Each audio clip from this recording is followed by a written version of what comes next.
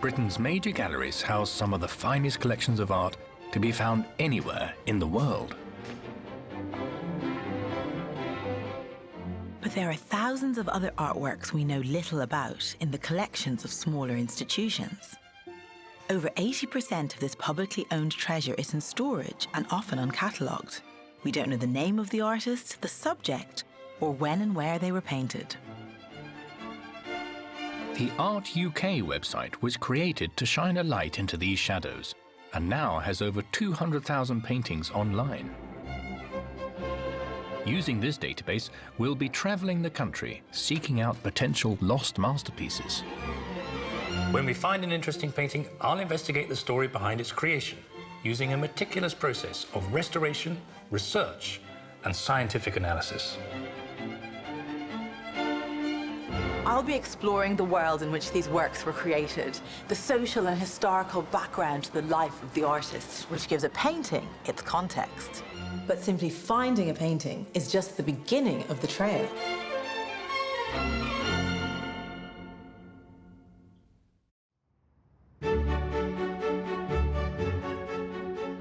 This week we're by the seaside in Brighton, visiting one of Britain's very first public art galleries. We're looking at two paintings of religious subjects. 2 for 1 special offer. The names of the artists who painted them are shrouded in mystery, but I've got a hunch who might have been responsible. I'll be visiting Brighton's Royal Pavilion, the most extravagant monument to excess ever created by a British monarch. Gosh, then the mind boggles to think what the whole room might have cost. Our pictures both show important characters from the life of Christ, and we reveal how their artistic representations evolved over time. Biblical experts explain how these accounts were adapted to evoke a specific emotional response from the faithful. Balthasar, the Black King, had played an absolutely key part in that. Brighton Museum and Art Gallery's Curator of Fine Arts is Jenny Lund. Welcome to Brighton Museum. Hello. The complex of buildings that comprise the Royal Pavilion, the Dome Concert Hall, and this lovely museum were all built in the early years of the 19th century. This is the first time I've ever visited the museum, and I can't wait to have a good look round.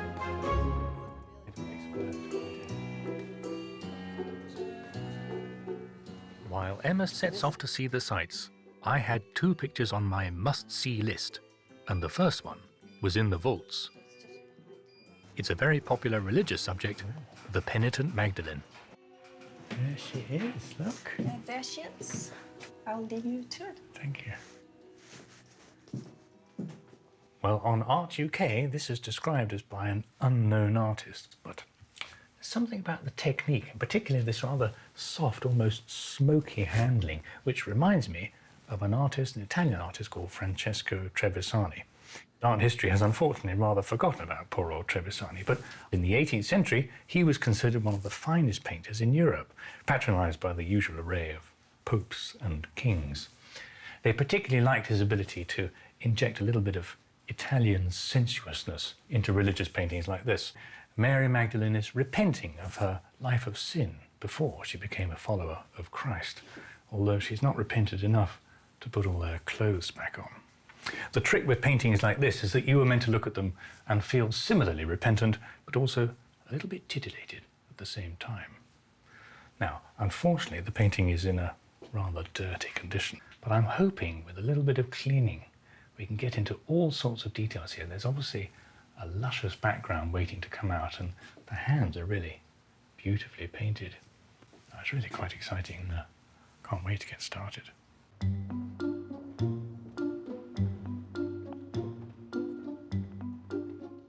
There's a second picture in the Brighton collection that I wanted to have a look at.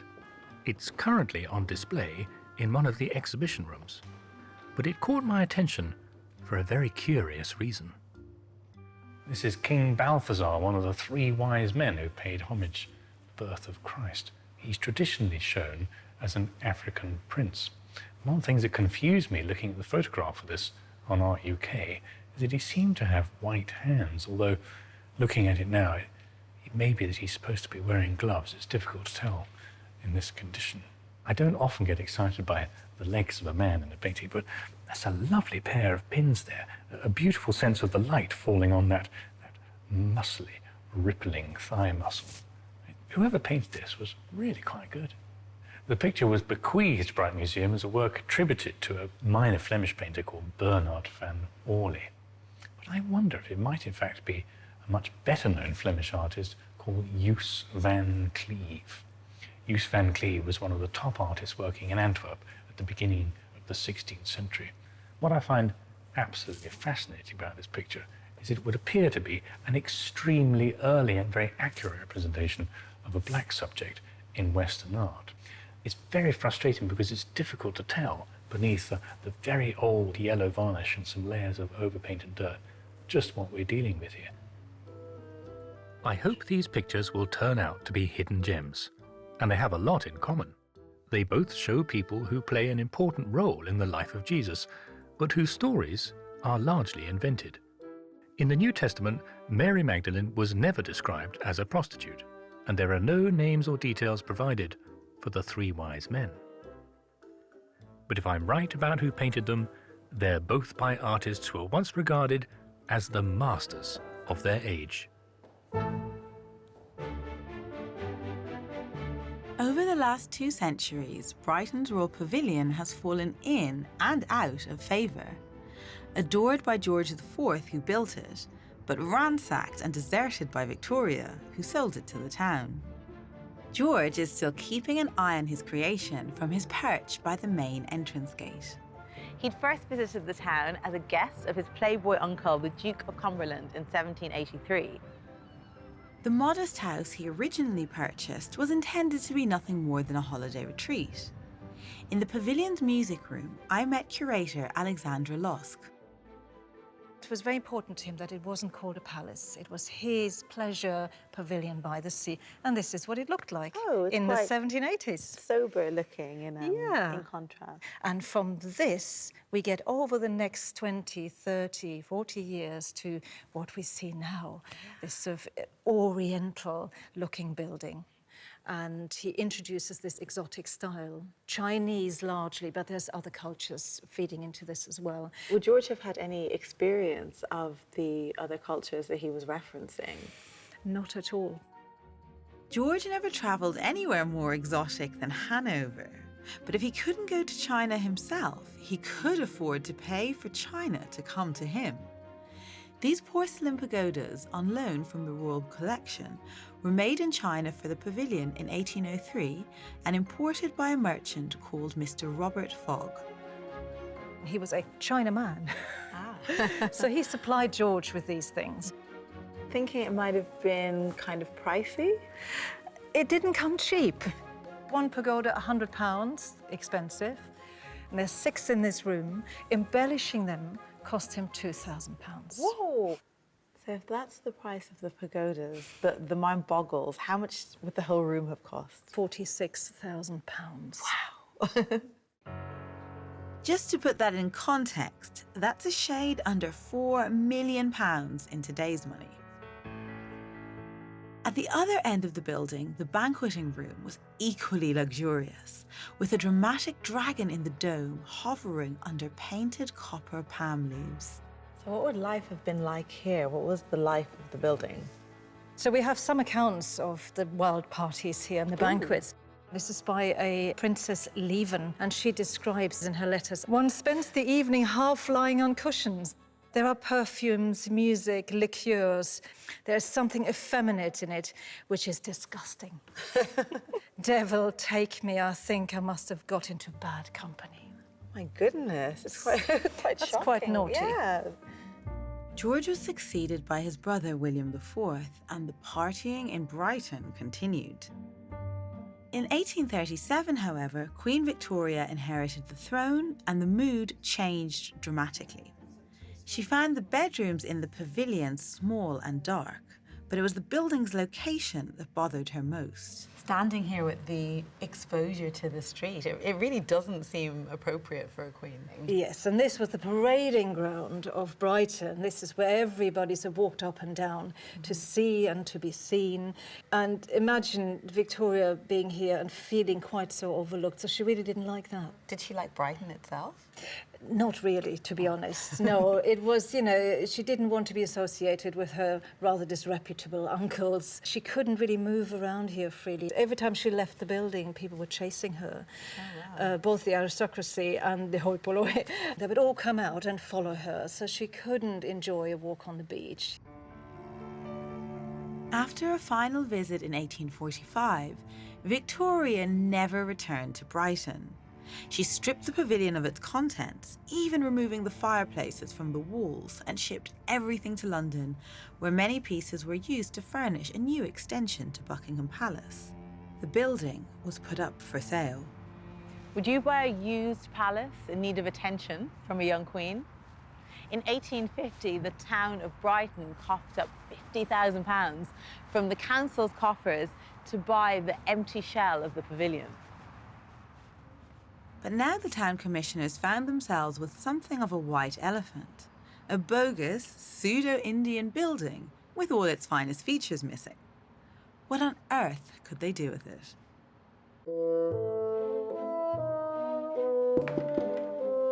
Meanwhile, in search of any records relating to our paintings, I've come to see Stig Evans, Brighton Museum's picture conservator and custodian of the museum's accession book.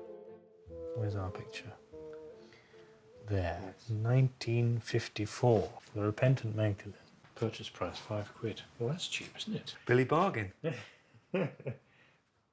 It seems our Penitent Magdalene has been the subject of a great deal of speculative attribution over the years. Someone's been through the list of all the suspects trying to work out who painted it. We got Marco Libieri, Pietro Libieri, Carlo Cignani, here's another one, Andrea Vaccaro, influenced by Caravaggio. It's interesting, the name Caravaggio keeps popping up. Yes. It's quite a Caravaggesque painting, isn't it? So It is. I see every name here apart from Trevisani. Now, what about our Balthazar? Definitely comes in as Bernard van Orley, but then by 1964, the name Joos van Cleve has been attached to it. I'm always reassured when I find I'm not the first person to come up with an explanation. Right. So, Joos van Cleve or Bernard van Orley. Another one with some mystery as to who painted it. These clues are tantalizing, but throw up more questions than they answer. As ever, the best evidence as to who painted our pictures will come from the paintings themselves. Brighton Pavilion is not just unique architecturally, it's also one of the few royal residences not owned by the Queen or the British state. When Brighton took possession of the building in 1850, there was no precedent to suggest what to do with a second-hand palace. It's hard to imagine this room at that time. Bare floorboards, the chandeliers gone, plaster showing through where the fireplaces had been. The first use it was put to was as an art gallery. The town's modest art collection was put on display, augmented with works by local artists. It was one of the first public art galleries outside London. By the 1860s, however, Victoria began to send back some of the more significant pieces.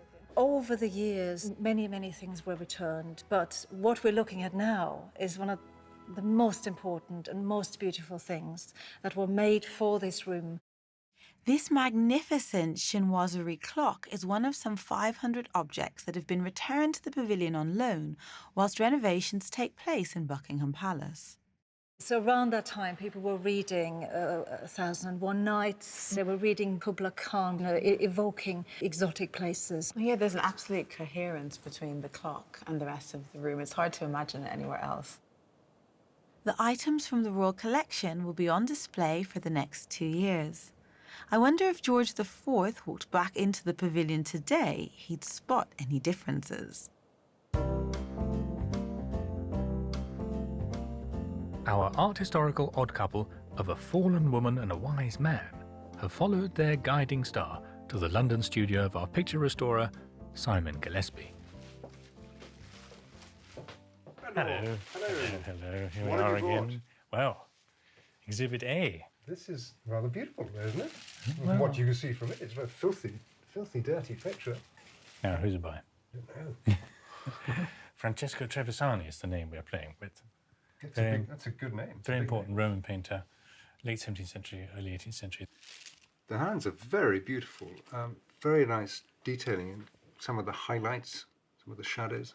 And it looks like it's in really nice condition as well. Yes. Let's have a look at it in some proper light. Okay, thank you. The studio lights reveal just how grubby the paint surface was. And the first task is to apply some mild cleaning solution to start to remove the grime.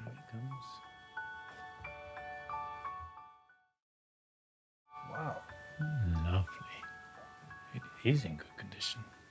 The wetted surface revealed Mary Magdalene glowing in a peculiar soft focus way that emphasized the sentimental nature of the picture.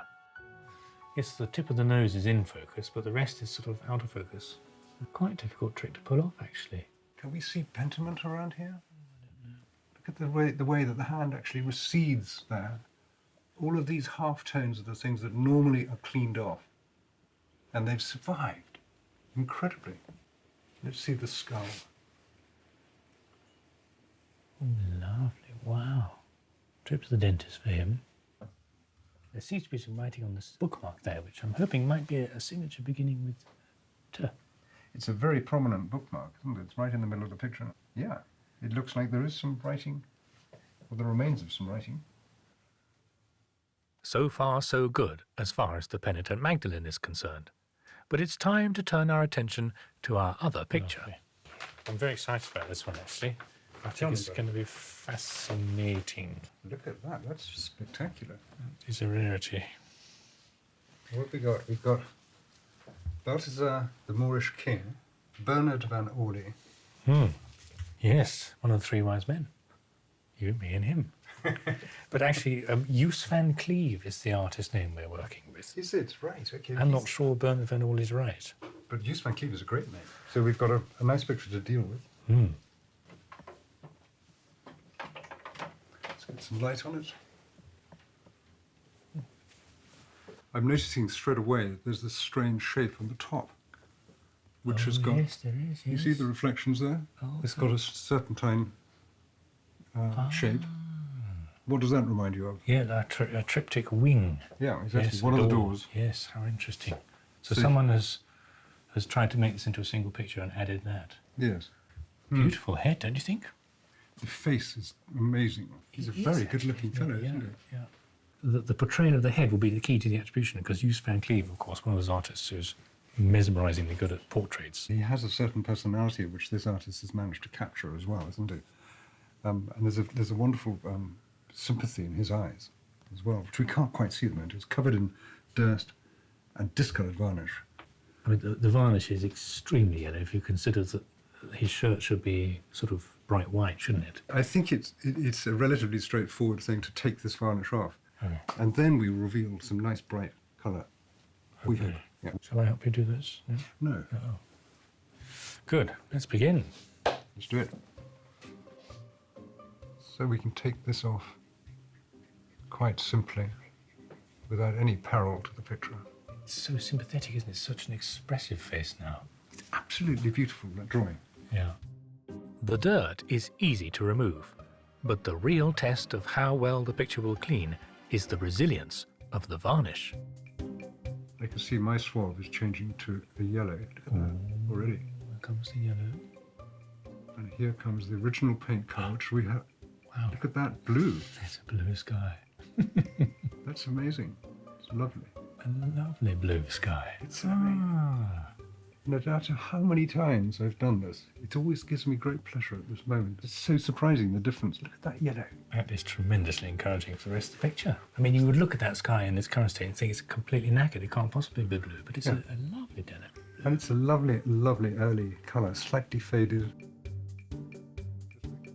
It's extraordinary how this little hint of blue can make us both so excited for what might lie beneath the dirt and grime.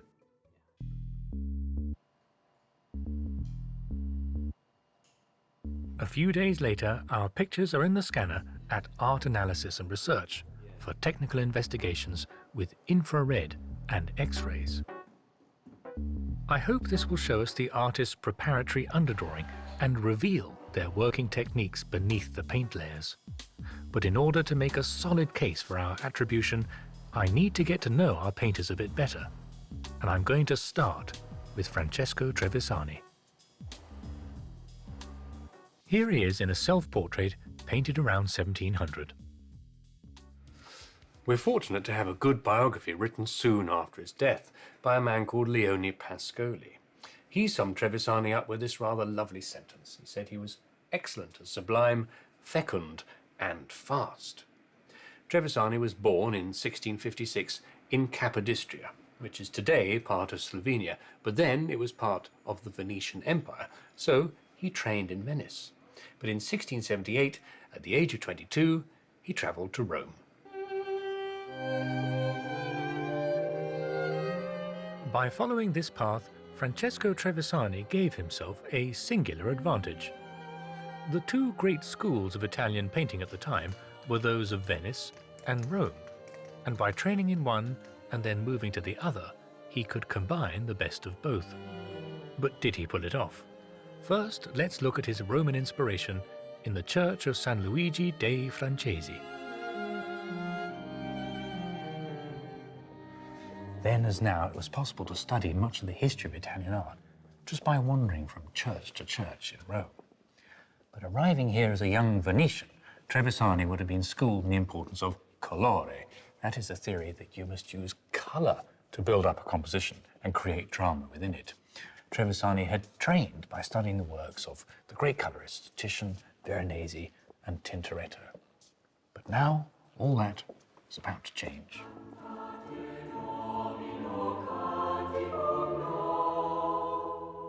In Rome, artistic drama was created not with colour, but with light and shadow, chiaroscuro, and the greatest examples of this technique came from one extraordinary imagination, Michelangelo Merisi da Caravaggio.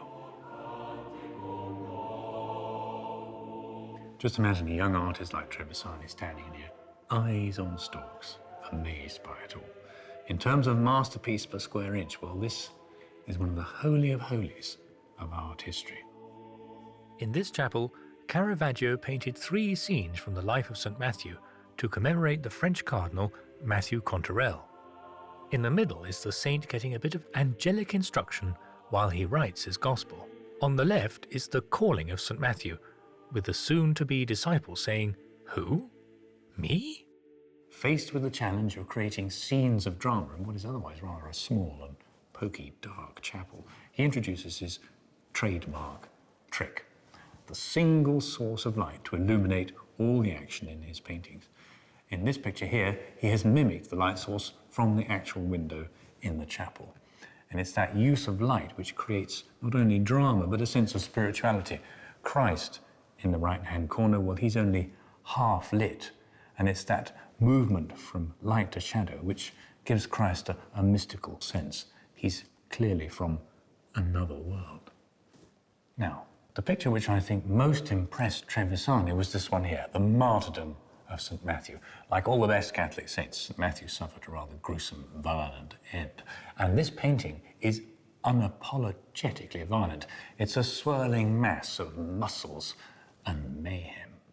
Now, someone schooled in the importance of colour might have thought that it's all rather dull. In fact, it's painted in various shades of brown, but that is the point. It's all about the transition from light to shadow, and that is why the muscles in the executioner look so tangible and realistic, and all the horrified faces of the onlookers look so filled with shock, with the exception, of course, of Caravaggio himself, who appears in the top left-hand corner, and he looks grimly fascinated by the murderous scene before him. The Italians call this tenebroso, which means dark and gloomy, and that necessitates a rather limited palette. When you break it down, Caravaggio's trick here is actually rather simple, but it nonetheless revolutionized art history. And it was a trick that Trevisani was determined to borrow.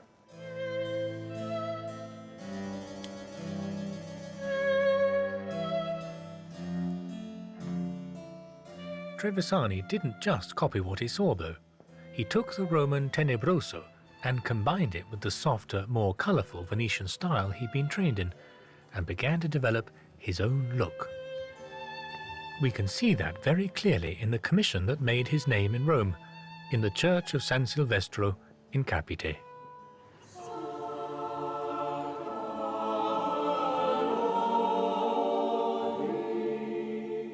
This is one of the paintings in Trevisani's Crucifixion Chapel, the Flagellation of Christ, and we can see how he's been paying close attention to Caravaggio's technique. The picture is lit from one source high up to the right, and the light falling on the action highlights the muscularity of Christ's tormentors. The figure in the lower left is almost a direct quotation from Caravaggio's Assassination of St. Matthew. But look at what he does next. On the opposite wall is The Ascent to Calvary, and we can clearly see Trevisani striking out in a new direction. The key difference is the bolder use of colour. The vivid blue sky and the pink of Christ's robe draw our eye to key elements of the composition. Look at the delicate way Christ's face is painted. His pain is visible, but he is a more believable figure, and our reaction to him is characterized by the pity shown by the female figure on the left, who is reaching out to comfort him. Caravaggio would want us to be terrified by the treatment of Christ in a picture like this, but Trevisani wants to make us weep for him, and that's the key difference. It was this formulation of a colourful Caravaggesque style that made his name. And when these pictures were unveiled, he became the talk of the city.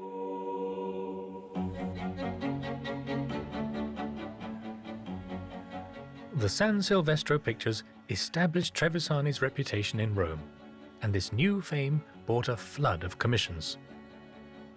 To get a better idea of how his studio dealt with the workload, I've come to see Trevisani expert Karen Wolfe. So Karen, you've been working on Trevisani for how many years? Oh gosh, I don't even know. Quite a few years, perhaps 10 years. When you stand in front of a great Trevisani, what are the key characteristics that spring out to you that make you think, God, this is a Trevisani and it's great? Well, first of all, the finish of his pictures and the colorism of his pictures, and also the delicacy and elegance. This is one of his most important compositions, and you will see exactly how he builds his pictures. It's all done through color. In this picture, the dead Christ supported by angels, the electric blue of the angel's sash and the pale pink of Christ's cloak frame his dead torso, giving the light on his flesh a divine quality. Trevisani was equally happy working on a grand scale. This complex picture is the martyrdom of the Sons of St. Felicity, another gruesome scene of violent torture. Trevisani has inserted himself as an onlooker to the mayhem. To support a busy studio, though, it was the day-to-day production of smaller devotional pictures like the Penitent Magdalene that paid the bills. Is this something he would have had a lot of studio assistants with? Yes, certainly. Trevisani's studio assistants had been trained to paint Trevisanis. But may I say also, any picture that Trevisani let leave his studio with his signature, he felt was his finished work. So for each time he had a hit, so to speak, of his Penitent Magdalene, he would then do a number of subsequent versions of it with studio assistants helping him. Just in the laying out of the canvases. Yes, okay. He would always make any changes. And then he comes in, he sprinkles the Trevisani magic on it, and it goes out the door as a Trevisani, and everyone loves it. Yeah, and they were beloved. People bought Trevisanis because they were beautiful. And today, perhaps a Magdalene or a religious subject may seem, you know, old-fashioned or whatever, not en vogue, but they're beautiful objects. Well, Karen, he's a fascinating painter and a fascinating man. Thank you very much for telling me all about him.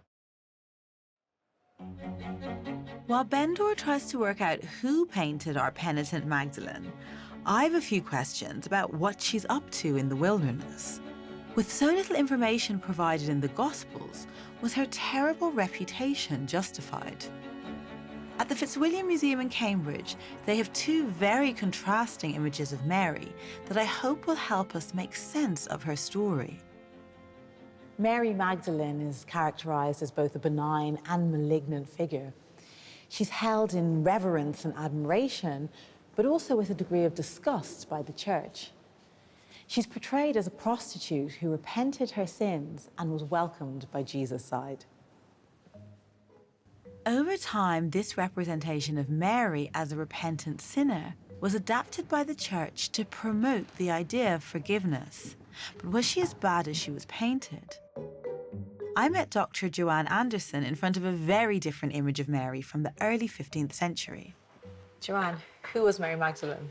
Well, Emma, we don't actually really know from the Bible who she was, but from this painting we get a pretty accurate idea that she was a close follower of Christ. She's here embracing the foot of the cross and experiencing the blood dripping through her fingers. Her story comes to the fore at Christ's crucifixion and then at his resurrection. And this is an absolutely fundamental part of the Christian story about the risen Christ, and it's given, this privileged role is given to a woman. In the 6th century, Pope Gregory the Great confused matters during his Easter homily, combining several Marys into one figure and giving her some pretty negative characteristics.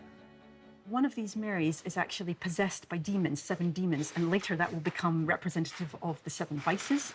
But if that wasn't bad enough, what he does is, from Luke's Gospel, he appends an unnamed female sinner who appeared in the house of the Pharisee, and this woman crawled up to Jesus, wept on his feet, shedding tears. She dried them with her hair, which is beautifully represented in his painting, and then she anointed his feet with precious oils from an alabaster jar. And it's read that this anonymous sinner, it was sins of the flesh. She was a prostitute. Artists now had a very different image of Mary to that in the Bible.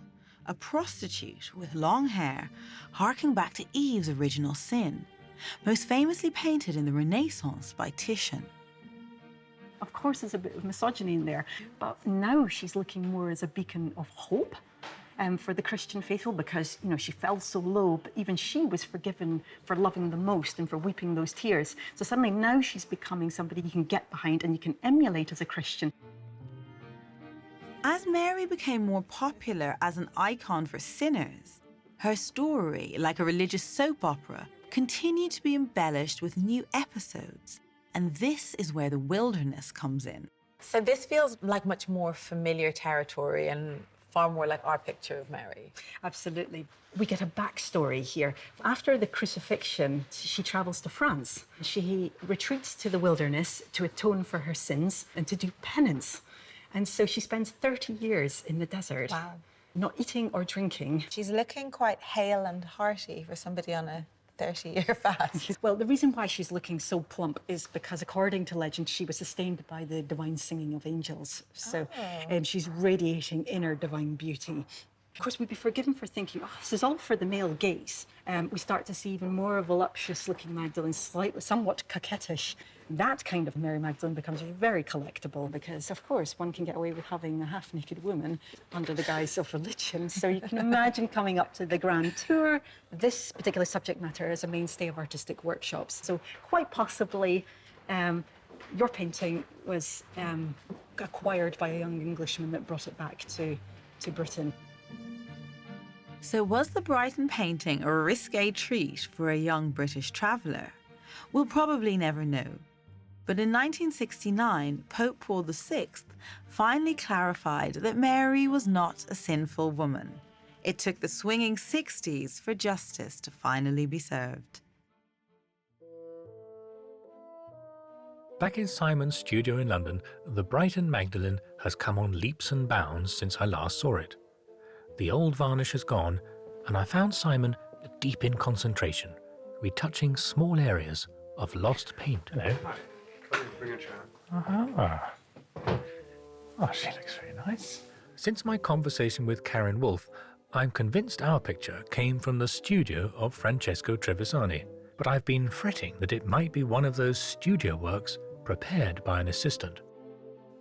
It was reassuring to hear that the cleaning was uncovering evidence to the contrary. There are so many areas that have been changed by the artist to the composition. So, for instance, you see there's a line along the side of the cross here where the cross has been changed shape. And actually, if you look closely here, you'll see the knuckles of this hand were higher. And it works beautifully. This is a hand of a master. Good. Well found, sir. There are tiny little damages on it and a few irritating cracks around the place which are a little bit too disturbing. So you can see these little white patches where there are old losses, old damages. Right. Okay. So you need to channel your inner Trevisani. I do. Can I stay and watch? Yes. Can I be your apprentice? Yes. As long as you don't pick up any brushes, that's fine. For the next hour, I watched, mesmerized, as one dot after another disappeared from the canvas, and the picture started to look how I imagined it had when it left the easel of Francesco Trevisani 300 years ago. I would never have the patience for this bit. Each tiny stroke you do, I can see what a difference it makes. It's amazing. Very nice.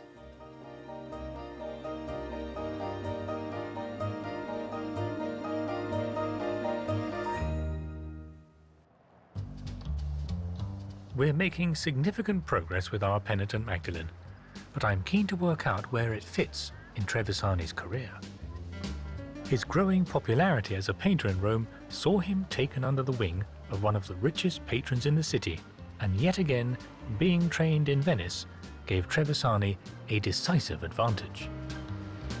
This colossal palace I'm walking around was home to a Venetian cardinal, Pietro Ottoboni, and it became perhaps the most concentrated nexus of cultural achievement that Rome has ever seen.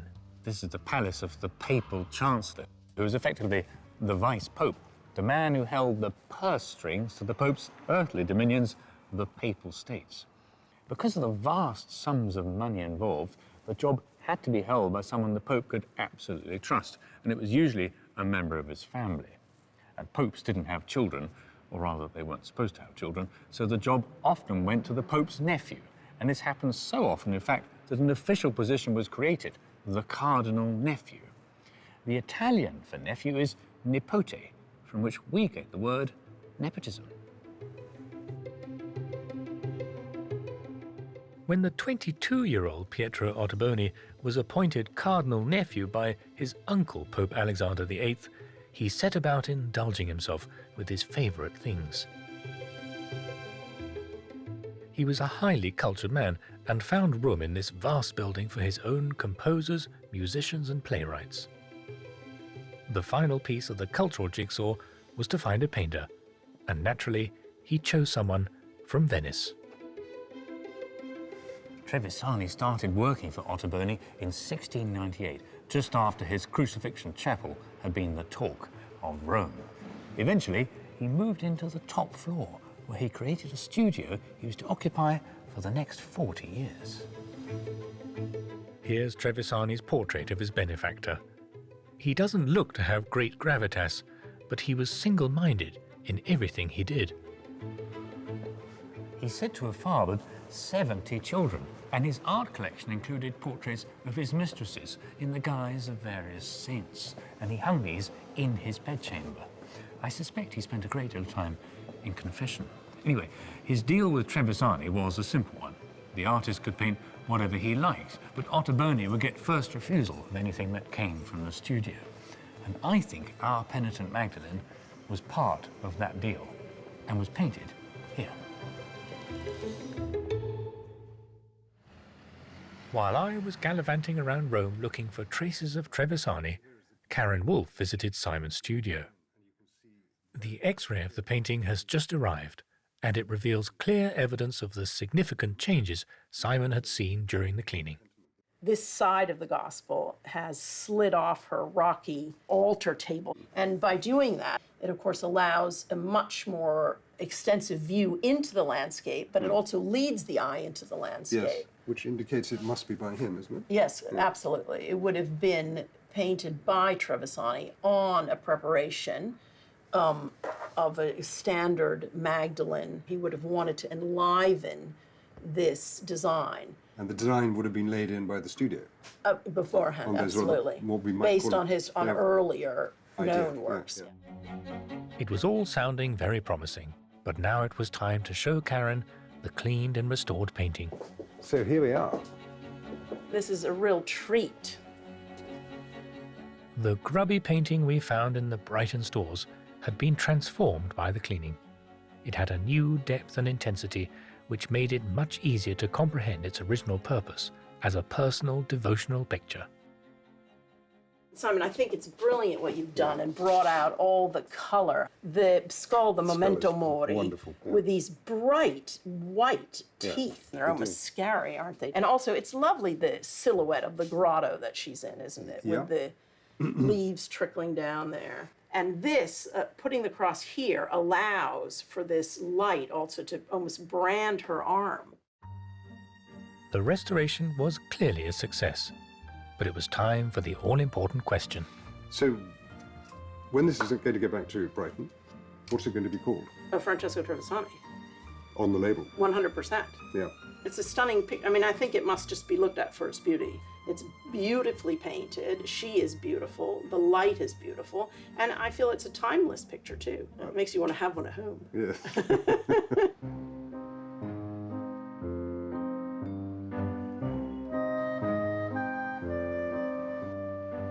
Karen's confirmation that our picture was painted by Francesco Trevisani is really good news. For me personally, the experience of getting to know him better has been a treat. For Trevisani, the gravy train hit the buffers in 1740, when his great patron, Cardinal Ottoboni, died. Trevisani was 84 and still working, but he was obliged to move out of his studio. So he found new premises across the river, where he carried on working until his own death at the grand old age of 91. And you know, after producing all those hundreds of religious paintings, I like to think that he had a swift accession to the great art studio in the sky.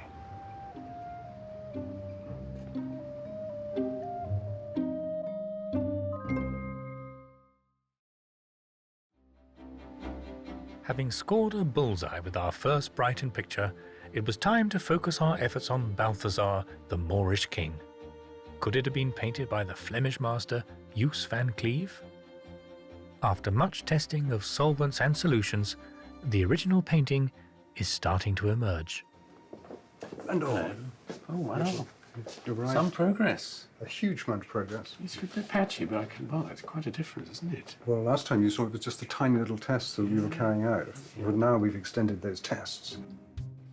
The face of Balthazar has suffered in the past from unsympathetic cleaning, but there is still plenty of evidence of the skill of the original artist. It's so expressive, isn't it, that face? That is the face of someone who's admiring. Yeah, who is in awe. Yeah, the birth of Christ. Wow. It's wonderful. And the light on that knee. That's masterful, isn't it? Yeah, he's a good anatomy painter. Excellent. Well, that's very encouraging. And I love the colour of those tights, don't you? Yeah, I think I'd like a pair of those. Christmas is coming in. Yeah. Balthazar's costume and accoutrements are all richly embellished with gold detailing, which is now starting to shine through. So we can go down to the next layer. Good. Next layer. Going down. The end result is going to be fantastic. Oh, now we're talking. Look at that. Little shimmers of gold in the dress. Very nice.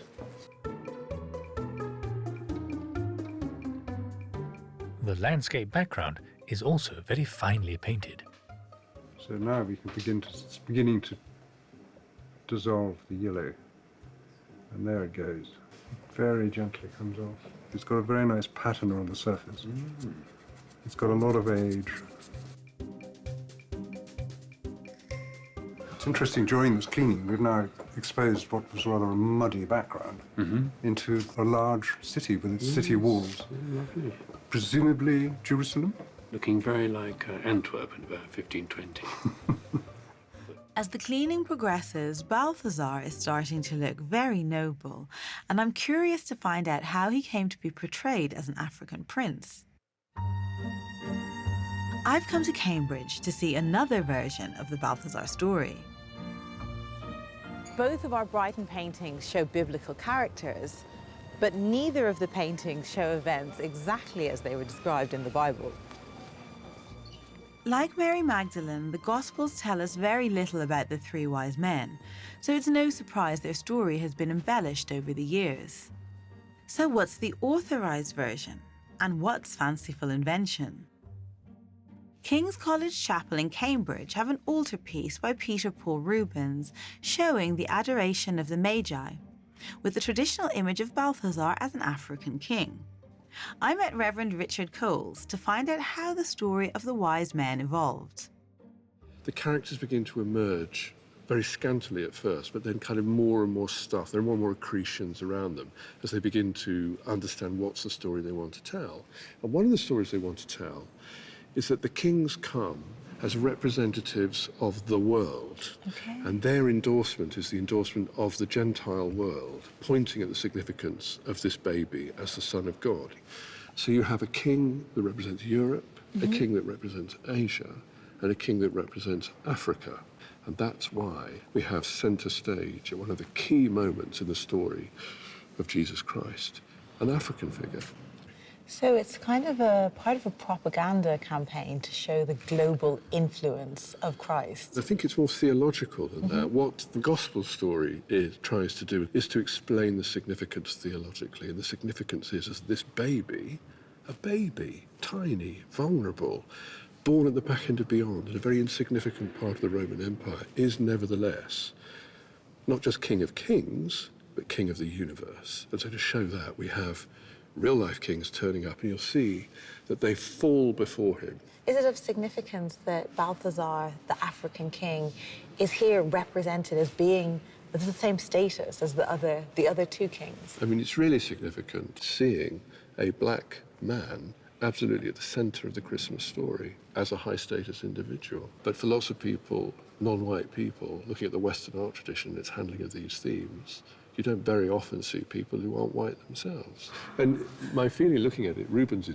much more interested in those three kings than he is in what's happening on the right-hand side. Absolutely, that's where the real animation and life is happening. The image of the Virgin Mary is far more, it's almost like a stock image. Exactly, yeah. Stiff and sort of idealized. Yeah, absolutely. I'm really looking at this painting with new eyes, so thank you. In order to work out who painted our wise man, I'm going to meet someone who has almost single-handedly brought Joos van Cleve back into the art historical spotlight. Flemish paintings expert and author of Joos's biography, Misha Lieflang. Misha, here he is. I've been calling him Joos van Cleve in a very English way. How should I pronounce it? Joos van Cleve. Joos van Cleve. Yeah. Okay. He's from Antwerp, so... He's from Antwerp. Yeah. He looks like a nice fellow, though, doesn't he? Yeah, a soft face, yeah, and his eyes look very friendly. So how long have you been studying him and his work? Oh, almost 20 years, so it's a long time. So I need to think he's a nice man. You need to, yes, otherwise you wouldn't get out of bed in the morning. I mean, that is something I've tended to notice when he's doing his portraits. He does make his sitters look quite sympathetic. He even made Henry VIII look nice. Yeah, so yeah, that's very special. Also Christian II, who was a terrible king, he also painted a very sympathetic portrait of. But he's really a businessman. Right. He had a large workshop. He made things for everyone. Altarpieces on commission. Also a lot of portraits from the court. He did it all. He could do it all. So we really could call him the Renaissance man, because he could... Yes, yes. I noticed in your book there are so many fantastic infrared photographs. Is that important in terms of deciding, you know, what makes a genuine work? Yeah, Joos van Cleve has a very typical underdrawing. It's made of contour lines for the outlines of all the composition parts. Very detailed with a lot of hatchings. And he's also using color notations. Here's for example, a B for blue. This is an R for red. That's amazing. Wow. So that would be for the studio to follow? Yeah, it was quite easy to paint it in. Oh, I see. And it's also had to do with cost. So you know exactly how many pigments you needed for the painting. Because blue and red are costly pigments. So it's not painted by numbers, it's painting by letters. Yeah, yeah, Wow. yeah, indeed. Armed with this primer from Misha, I'm feeling very excited about the prospects for our attribution. Our Balthazar has so many of Joos van Cleef's characteristic techniques, like the sympathetic portrayal of the face and the masterful handling of clothing and metallic objects. My next step is to have a look at a work that we can be absolutely certain is by Joos van Cleef. I've come to the stores of the National Galleries of Scotland, just outside Edinburgh, to look at an altarpiece that's similar to our panel. Well, we're lucky to see this because actually there's very few pictures by Joos van Cleef in public ownership in Britain. And this, I think, is the best of them. It's a deposition of Christ, painted in around about 1518, 1520. Christ is being brought down from the cross and ready to be placed in the grieving arms of his mother, the Virgin Mary. Look at the tangible texture, all the folds of that blue fabric around the Virgin Mary's knees. Of course, being painted in Flanders, the home of so much European weaving and the production of fabric at the time, for an artist to be able to paint fabric like this was absolutely essential, and my goodness, can't Joos van Cleef do it. So what can this picture tell us about who painted the Brighton Balthazar? Well, the first thing to point out is the serpentine top of the left-hand door. This shows how our tall, narrow panel would have worked as part of a folding altarpiece. And the more I look at the picture, I have to say, the more I see very convincing links to our picture of King Balthazar. Now, I know it's rather odd to do an attribution by knees, but just have a look at the knees of this fellow down here. They're lovely legs, and they're painted with exactly the same shade of orangey red that we see in the legs of our picture of King Balthazar. The other striking similarity is the city in the landscape behind, which has an identical castellated wall. And it even has that rather curious rotunda-like building within the city. We've got one of those too.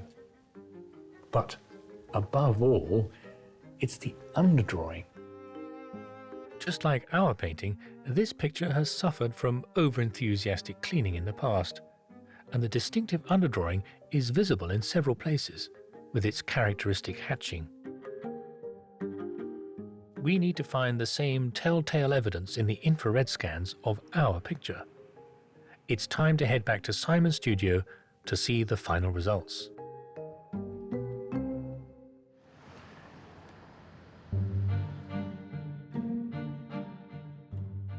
The treatment of the Balthazar panel is now complete, and the transformation is a testament to all the work Simon and his studio have done.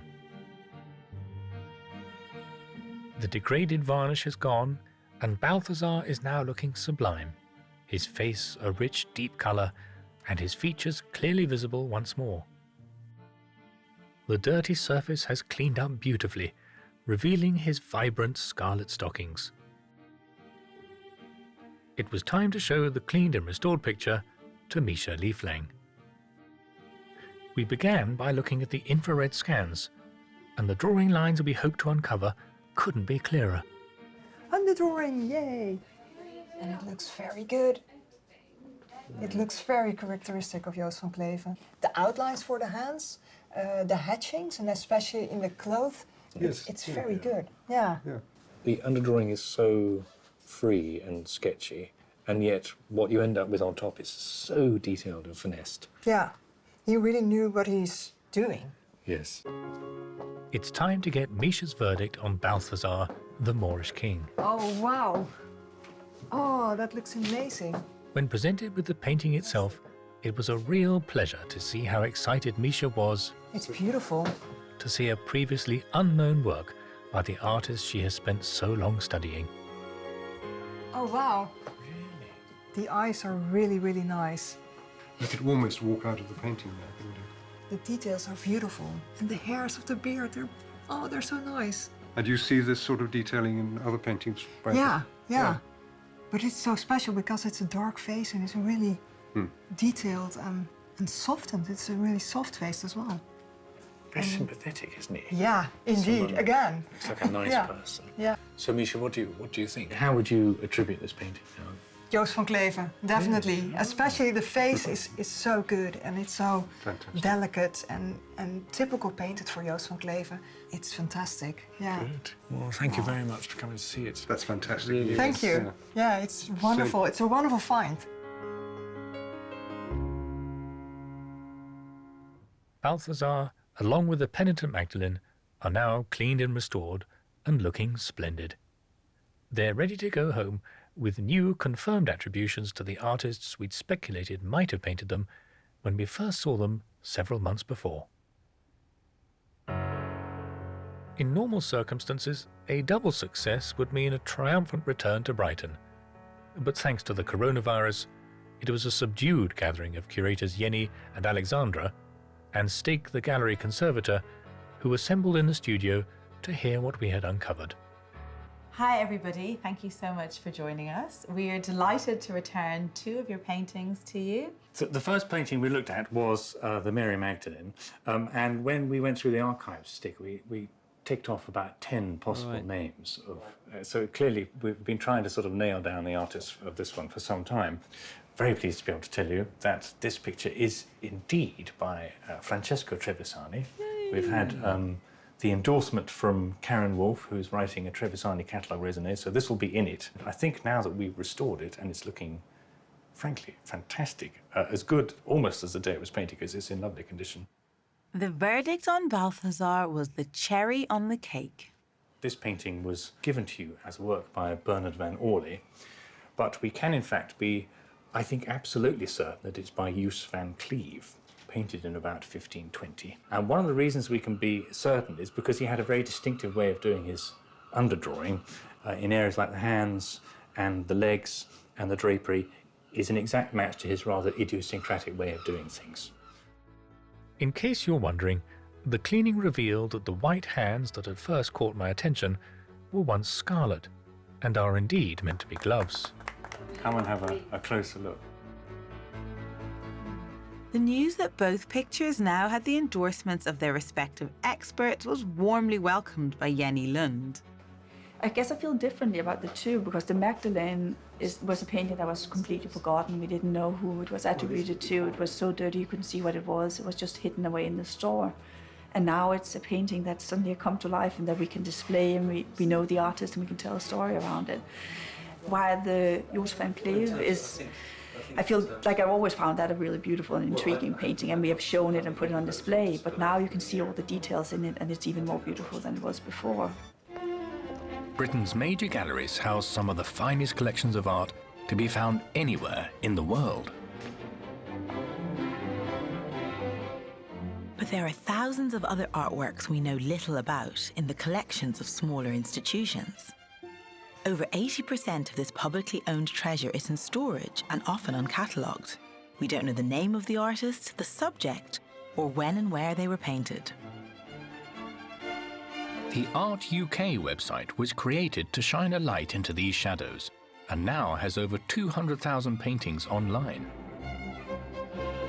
Using this database, we'll be travelling the country seeking out potential lost masterpieces. When we find an interesting painting, I'll investigate the story behind its creation, using a meticulous process of restoration, research, and scientific analysis. I'll be exploring the world in which these works were created, the social and historical background to the life of the artist, which gives a painting its context. But simply finding a painting is just the beginning of the trail.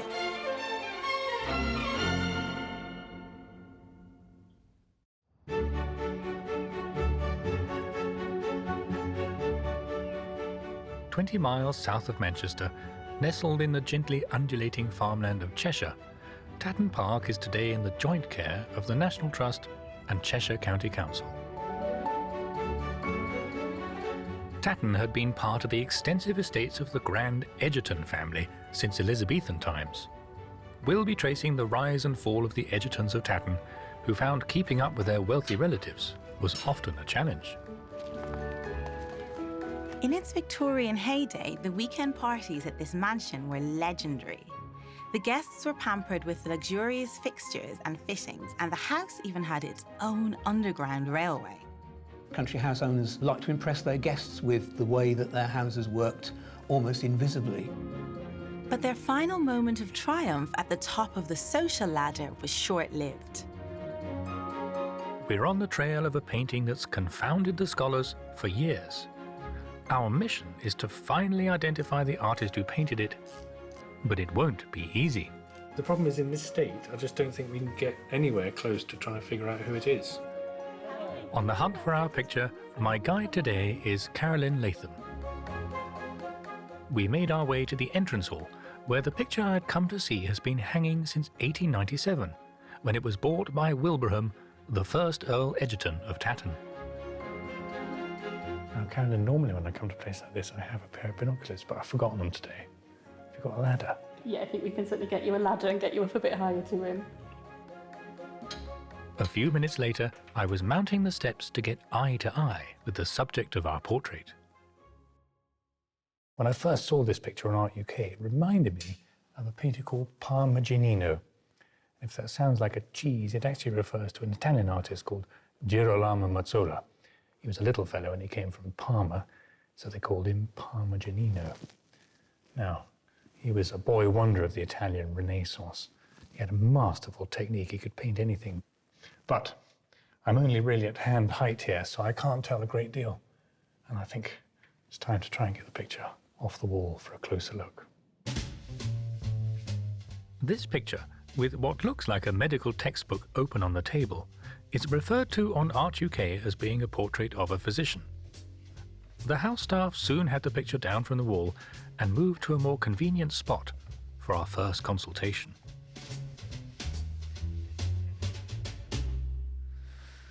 Now, it's at times like this when I make my first examination of a picture in good, clear daylight that I sometimes think, what have you done? But the die is cast and here we are. And the first thing that catches my eye, really, is the condition of it. It's clearly on a massive wooden panel and it's got quite a significant split down the side here. Some of the paint layer appears to be flaking off or has indeed flaked off, and there are some sizable holes, particularly in the costume and the drapery. And it's that paint loss and flaking which makes reading the attribution, the quality of this painting, quite a challenge at the moment. Look at his face, for example. On the left-hand side, well, it looks that the outline and the eye socket is all rather poor quality and meaningless. But then look at the eye on the right-hand side. That's in much better condition. And the wrist here, the way it falls over, it does look slightly disjointed, but it's also beautifully elegant and, indeed, mannered. Art historians now use the term Mannerism to describe a time in the middle of the 16th century when Italian artists developed an awkwardly unnatural or mannered style. It seems a very appropriate description of this picture, and I'm sure it was painted in Italy during the Mannerist period. But can I be confident it's by Parmigianino? Absolutely not. I'll have to say it's the longest of long shots. But if there's even a chance of finding a lost Parmigianino, then we have to grab this opportunity with both hands. While Bendor gets to grips with our painting, I want to delve into the history of the Egerton family who lived in this house. The Tatton Park estate was bought by Sir Thomas Egerton, a local Cheshire lawyer, in 1598. A favourite of Elizabeth I, he became Lord Chancellor, accumulated vast wealth, and lived in great style. But not at Tatton Park. With no grand house on the estate, Tatton was not a desirable property and was eventually passed down to an ambitious junior branch of the family. These lesser Egertons had little money and no titles. And to rub salt into the wounds, they had some very grand and wealthy relatives. However, the next 2 centuries would see the family claw their way up the social ladder. The Egerton rise to fame and fortune began with a good marriage. This is plain old Mr. John Egerton, who married into a wealthy family called the Hills of Hawkstone. Many years later, when our painting was purchased, it was thought to be a portrait of the founder of the Hill dynasty, a 16th century Lord Mayor of London, Rowland Hill. And here he is, not looking too much like the man in our painting. Knowing who the sitter is can be extremely helpful in working out who painted a portrait, but I think we can rule out Rowland Hill. However, the Hill family connection was to prove important when tragedy struck the Egertons. In 1724, when John Egerton died unexpectedly, it was the Hill fortune that saved Tatton Park. Elizabeth Egerton, his widow, sought the help of her rich and well-connected brother Samuel Hill, who found a plum job for her eldest son, his namesake Samuel Egerton. This is Samuel Egerton. He was sent out to Venice by his uncle, Samuel Hill, as just a young man of 18. He was apprenticed to Joseph Smith. Joseph Smith was the British consul in Venice, and he was right at the heart of the art trade. He was putting in touch all the artists with all these wealthy young gentlemen who were out there for the grand tour, buying up artifacts and paintings to bring them back to furnish their English estates. Samuel Egerton had a very good time in Venice, and he was more renowned for maybe having a good time than necessarily doing the work that he should have been. Yeah, I imagine there were untold temptations. I think so. As an 18-year-old. Yeah. And he had this lovely portrait painted while he's out there, and he's pointing towards the customs house where he had been working. While Samuel Egerton was working in Venice, his boss, Joseph Smith, pulled off the smartest move of his career. He signed an exclusive deal with the most popular painter in the city, Canaletto, whose views of Venice had created a buying frenzy amongst the visiting British collectors. As an insider in the firm, Samuel managed to secure a pair of Venetian views for his uncle, Samuel Hill. They are amongst the first Canalettos to arrive in Britain and are now hanging in Tatton Park. There's lots of correspondence in our collection of the length of time it took Canaletto, with all these commissions coming in, for him to actually finish the paintings off and get them sent back to Samuel Hill back in England. So if this painting was commissioned by Samuel Hill, how has it come to be here in Tatton Park? Well, Samuel Hill left these two paintings to his nephew, Samuel Egerton, as well as a big, healthy slice of his vast fortune. And that Hill family money coming to the Egertons really enabled them to turn their fortunes around.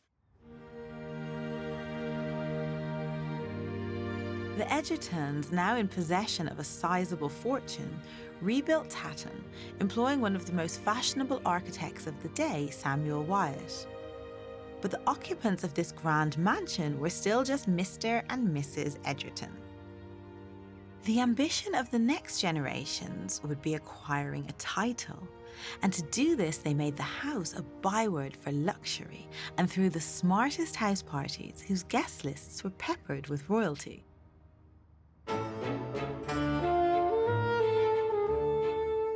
Our Tatton Park physician has arrived at the studio of picture restorer Simon Gillespie for a first assessment of the work ahead. I was pleased to see that the painting is on a poplar wood panel, exactly what we would expect from 16th century Italy.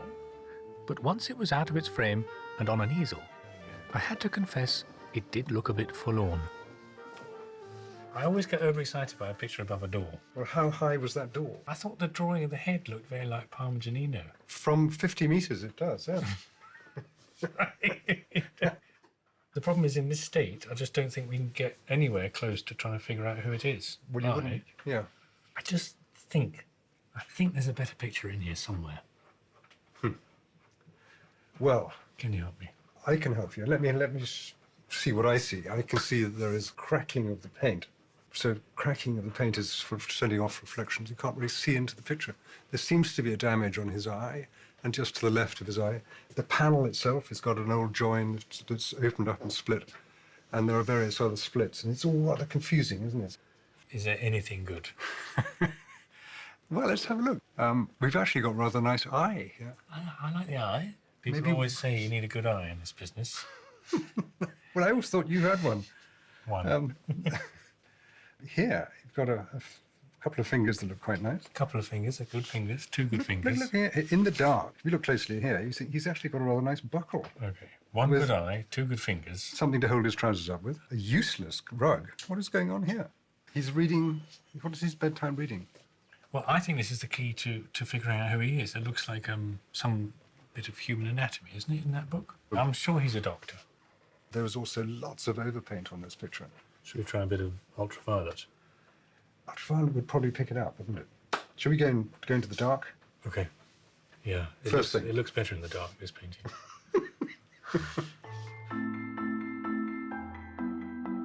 So now you can see with the ultraviolet, you can see the darker spots are where the later retouching is. There's a lot of dark spots. Yeah, but there's also this yellow-green haze all over it. That is old organic varnish. You can see there's a long line where the retouching is along the joint of the two panels. You can also see that sort of speckling all over his face. Those are little spots of retouching. And you can see the retouching on the knot. Yes. None of this is so far very encouraging. No. We should look at this like management advisors do, We should think solutionistically and optimistically. Yeah. There are no problems, there are only opportunities here, Simon. Okay? That's a great opportunity here. Yes, this can only get better. So, shall I leave you to work out the best plan of attack for this picture? I think this needs this needs a very good plan. Okay. Because we can't even wet it out because the painting is flaking. Yeah. So we're going to have to secure the paint, make a plan, all the menu of what can happen to it. All right, I'll leave you on the sunbed. Thank you very much.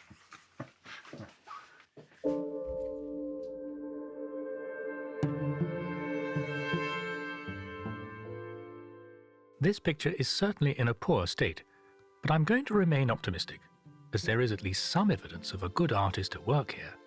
But can we find out who? It would certainly help us to know who the sitter is. What's the book on the table? What does the diagram show? And is it good enough to be by Parmigianino?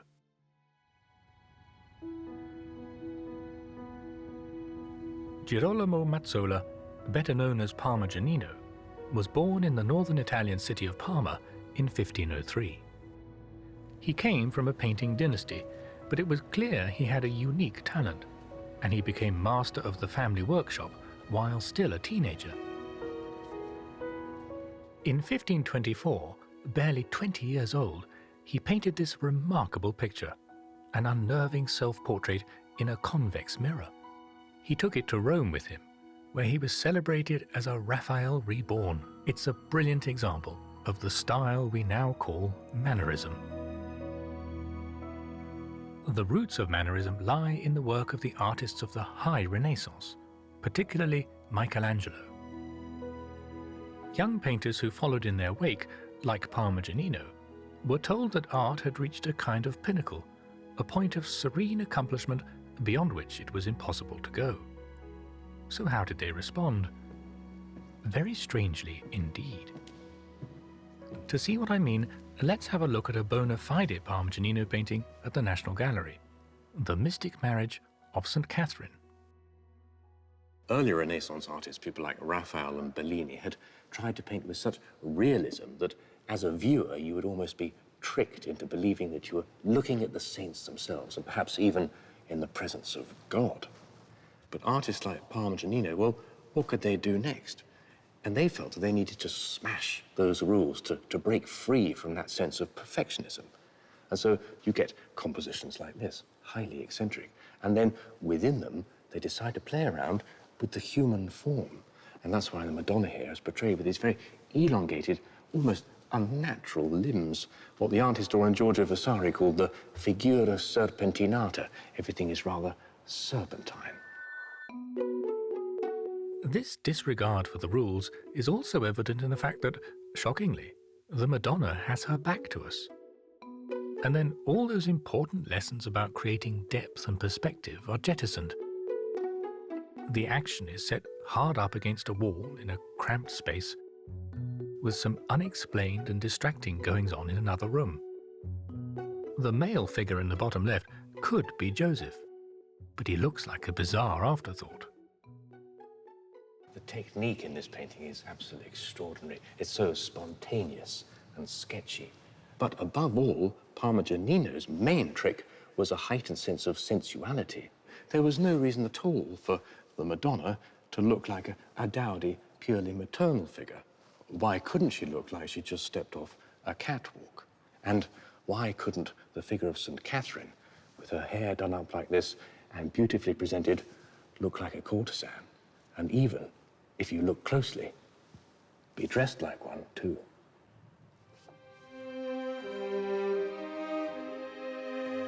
So what can we see here that makes me think our portrait might have come from the same era?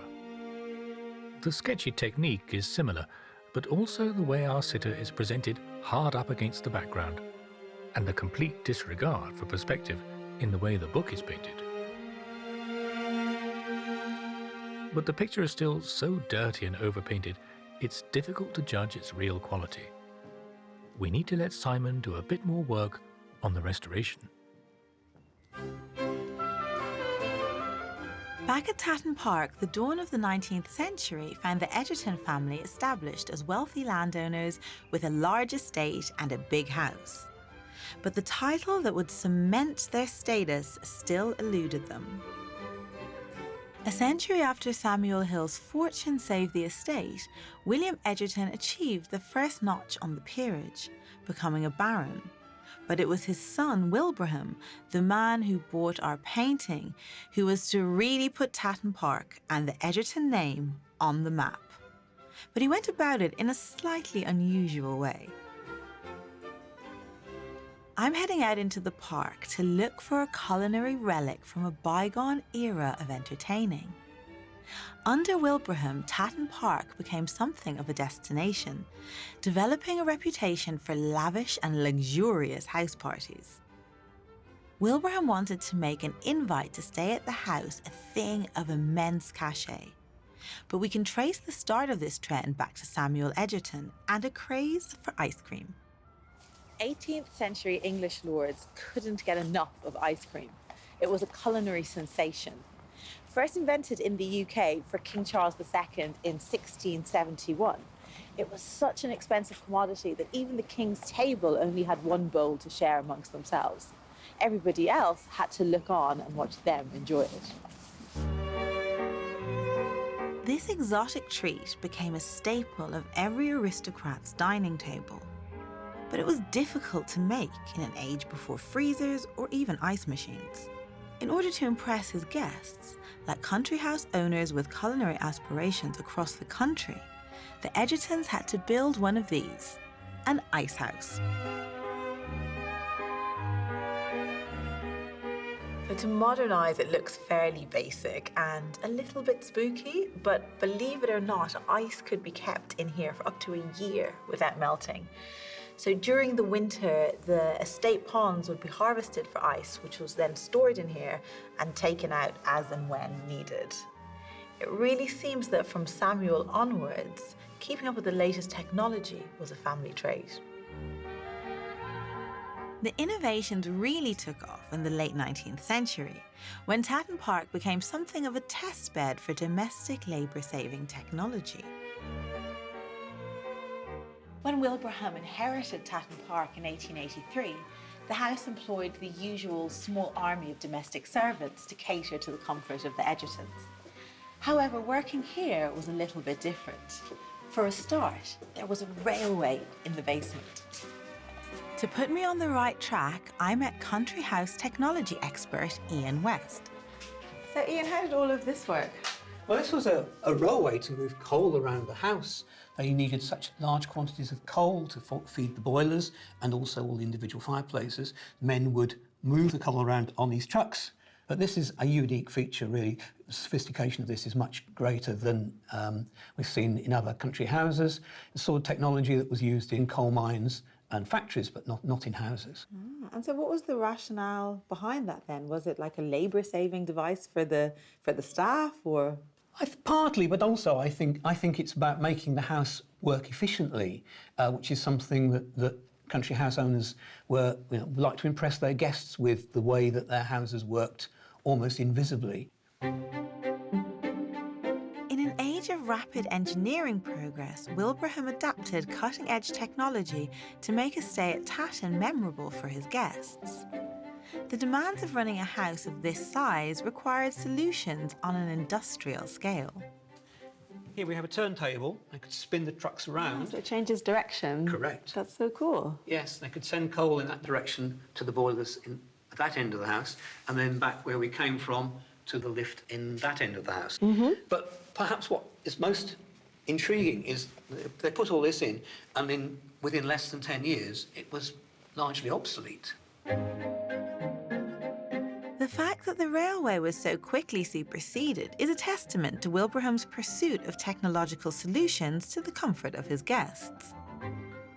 In the last decade of the 19th century, he was to turn Tatton Park into a marvel of the age, and in doing so, achieve the aristocratic title that had eluded the Egertons for so long.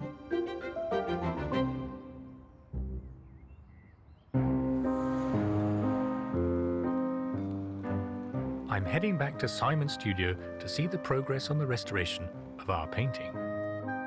I'm hoping that as the cleaning gets underway, we might uncover some evidence that would support my optimistic attribution to Parmigianino. Hello. Hello. Look at this. So I've done multiple tests all over the place. Okay, I can see those little stripes down there. Yeah, exactly. Right. And they reveal that it is viable to do. So sometimes, if you've got a polyurethane varnish or something on there, it's very difficult to do. Okay. This one comes off. And the good news is that it reveals really quite a nice palette of well-preserved colours.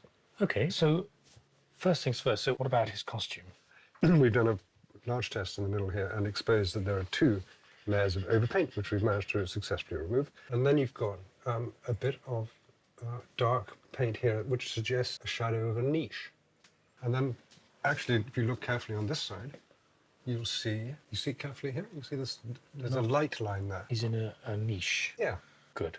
Well, I don't think I brought you a picture where, at this stage in the process, there are still so many questions to be answered. And I just can't get to grips with it.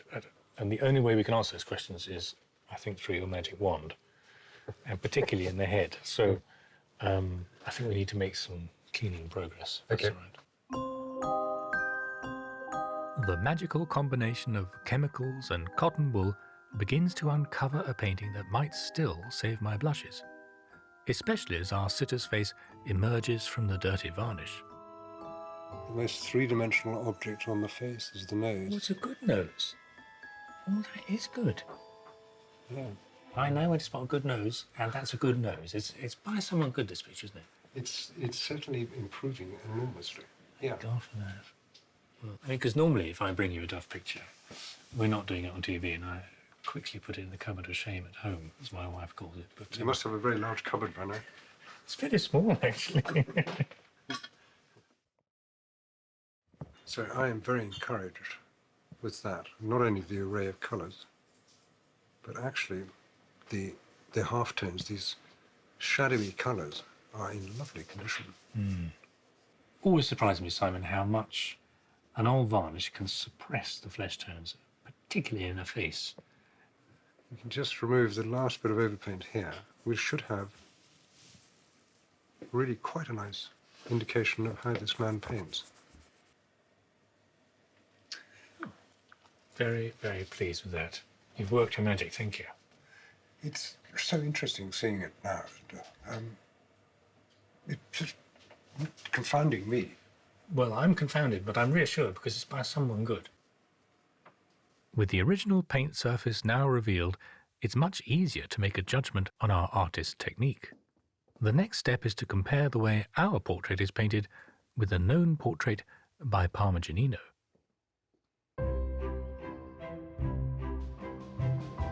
In 1883, Tatton Park was inherited by Wilbraham Egerton, the man who bought our painting.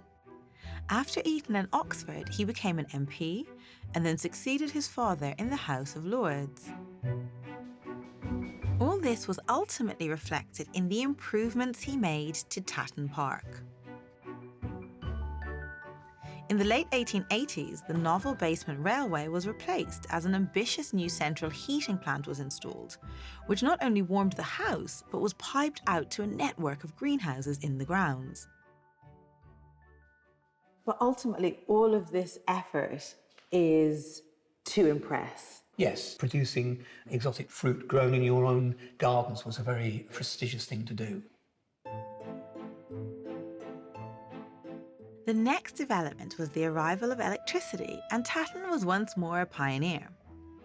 When its first electric plant was installed, it was one of only 14 houses in the country to be powered in this way.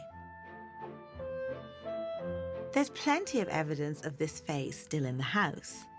These jelly mold light switches, an electric motor to power the spit, and even an early electrically heated hostess trolley. This love of up-to-the-minute culinary technology, which began with ice cream from the ice house in the grounds, came full circle with the installation of an electric refrigerator. A walk-in fridge. A walk-in fridge. It's basically a large insulated cupboard. This was built in 1911, so it's almost certainly the oldest fridge in the country. So we're in the oldest fridge in Britain, yes, possibly. So that's the view from below stairs. But did all this investment pay off for Wilbraham? In the 1890s, Tatton's house parties proved that a good invite is what it takes to rise up the social ladder. They even gained the royal seal of approval from that notorious party lover, the Prince of Wales. In 1897, after several centuries of diligent social climbing, Wilbraham was created the first Earl Egerton of Tatton. So what did Wilbraham do when he achieved his ambition and became Earl Egerton? He threw his most extravagant party yet. It was a themed fancy dress ball with over 250 guests. He and his wife were dressed as the Doge of Venice and the Queen of Cyprus. And to commemorate the occasion, they had their portraits painted in costume. But sadly, this was to prove the high watermark for the fortunes of the Egertons and Tatton Park. Despite a long life and 2 marriages, Wilbraham left no heir to inherit his hard-won title.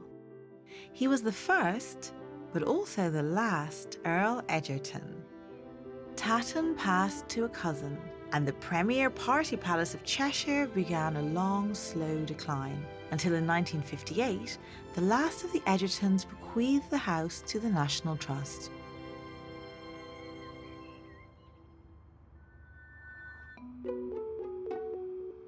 To help me finally decide if Parmigianino could really have painted our portrait, I want to go and have a look at the painting that first made me think of him when I saw the Tatton picture on Art UK.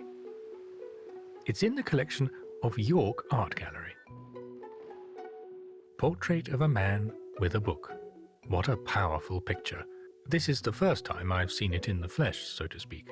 It seems to me to have so many features in common with our picture. Some of the similarities are rather obvious. The carpet here, rather curiously plonked in the corner. And the book, beautifully painted, but one side of it is clearly much larger than the other. In real life, it wouldn't shut properly. Some of the details, too, I think are similar to our picture, like the fingertips. They go up at the end like little ski jumps. Above all, the way the eyes are painted, I thought was quite similar. That very sharp drawing of the lower lid with a lot of light catching it. And that leads you into the characterization of the sitter, who, like our sitter, is rather fearsome looking. They're 2 men whose pint you would not want to spill in the pub. But I have to say, having seen this picture in the flesh and having seen our picture partly restored, I'm afraid it's not good news for our painting. Just seeing it in the flesh, you could see that the flesh tones, for example, are painted by someone who's painting in this style for the very first time, who's working it all out. It's new, it's pioneering stuff. Whereas our painting feels slightly like it's coming in this artist's wake. He's following a style, he's not inventing one. I'm now absolutely certain that the Tatton Park picture was not painted by Parmigianino. Who was it painted by? Well, frankly, right now, God knows. It's back to square one. Having lost my prime suspect, I have to accept that our picture must be by a follower of Parmigianino. But he was an exceptional talent, and he inspired a lot of followers. It'll be a challenge to pick up the scent again, and to kickstart the process, I'm going to meet an expert on this period of painting, David Ixurgen, who told me the reason Parmigianino was so influential was that he worked all over Italy. He starts in Parma, and then he goes to Rome. He's in Rome for 3 years, 3 years in Bologna, and in all of these places, he's profoundly influential. Yes. He really casts a long shadow. If you were looking, slightly further down the league table for names of people who were painting like Parmigianino but weren't quite him, where would you start? Well, Badley in Parma is absolutely the one on home territory. Okay. But then in Bologna, he has an effect on lots and lots of people, but most notably, and the one who's closest to him is an artist called Girolamo da Carpi. Right. And then in Rome, Francesco Salviati, who's a Florentine who goes to Rome. Right. And Vasari, the author of The Lives of the Artists, who's slightly underrated as an actual painter. Yes. This is a period in Italian art when names are quite fluid, attributions are quite fluid. I mean, sometimes I think, why did somebody not just tell these artists to sign the damn painting? I am absolutely of the opposite opinion. If they all signed, we'd be out of a job. You'd never be able to make an attribution. I suppose we would be out of a job. A disaster. David's list of 4 likely lads has given me lots to think about. And to help focus my deliberations, I return to Simon's to have another look at the picture. Well, the picture now has been fully cleaned. All the dirt's been taken off. All of the old varnish has been taken off. The original paint has been exposed with a wonderful patina on it, cracks, and but unfortunately quite a lot of damage as well. At this point, the painting is looking at its absolute worst, but the prognosis for our physician is good. But the good thing about paint on panel is that it retains this rather nice, rich, flat surface, which gives a much richer colour. If this had been on canvas, no doubt the glues in the canvas would have actually discoloured the paint much more so. You wouldn't get this richness that it's got now. But the artist is almost as if he's a wall painter or one of those. He's quite fresco, isn't it? Yeah. Yeah. This final thought from Simon struck me like a bolt from the blue. The sketchiness of our portrait does have similarities to the way fresco is painted, working quickly against the clock on wet plaster. I think we're looking for an artist influenced by Parmigianino, who was also an accomplished fresco painter. We're narrowing the field. Meanwhile, one line of inquiry we've been waiting for is the records relating to our portrait held by the National Trust's Central Archives. Not surprisingly, they include a lot of speculation about who might have painted the picture. Many knowledgeable art historians have looked at our portrait over the years and indulged in a bit of learned guesswork. There are half a dozen suggestions of lesser-known Italian painters, all from the middle of the 16th century. There's another interesting lead here, though. The physician was bought at an auction by the dealer Colnaghi, who sold it to Wilbraham Egerton. I've got the auction record here. The picture was attributed to a painter named Cecchino da Salviati. Bingo! Cecchino is an affectionate shortening of Francesco. It's beginning to look like Salviati is our man. The next step is to go and look at some of his work and see if we can make a match to our painting. Francesco Salviati, born in Florence in 1510, was 7 years younger than Parmigianino, and like his hero, he worked all over Italy. Here's a self-portrait. I'm immediately struck by the way he set himself against a flat architectural niche, similar to the background Simon has uncovered in our painting. He does look a bit moody, and he's said to have frequently fallen out with his patrons. On one occasion, things got so stormy, his client had him arrested. I've come to Rome to check out one commission which does seem to have gone smoothly. During his second spell in Rome in the 1540s, Salviati was commissioned to paint a chapel in this church, Santa Maria dell'Anima. It's the church of the German community in Rome, and I'm really hoping it's going to help us with our attribution.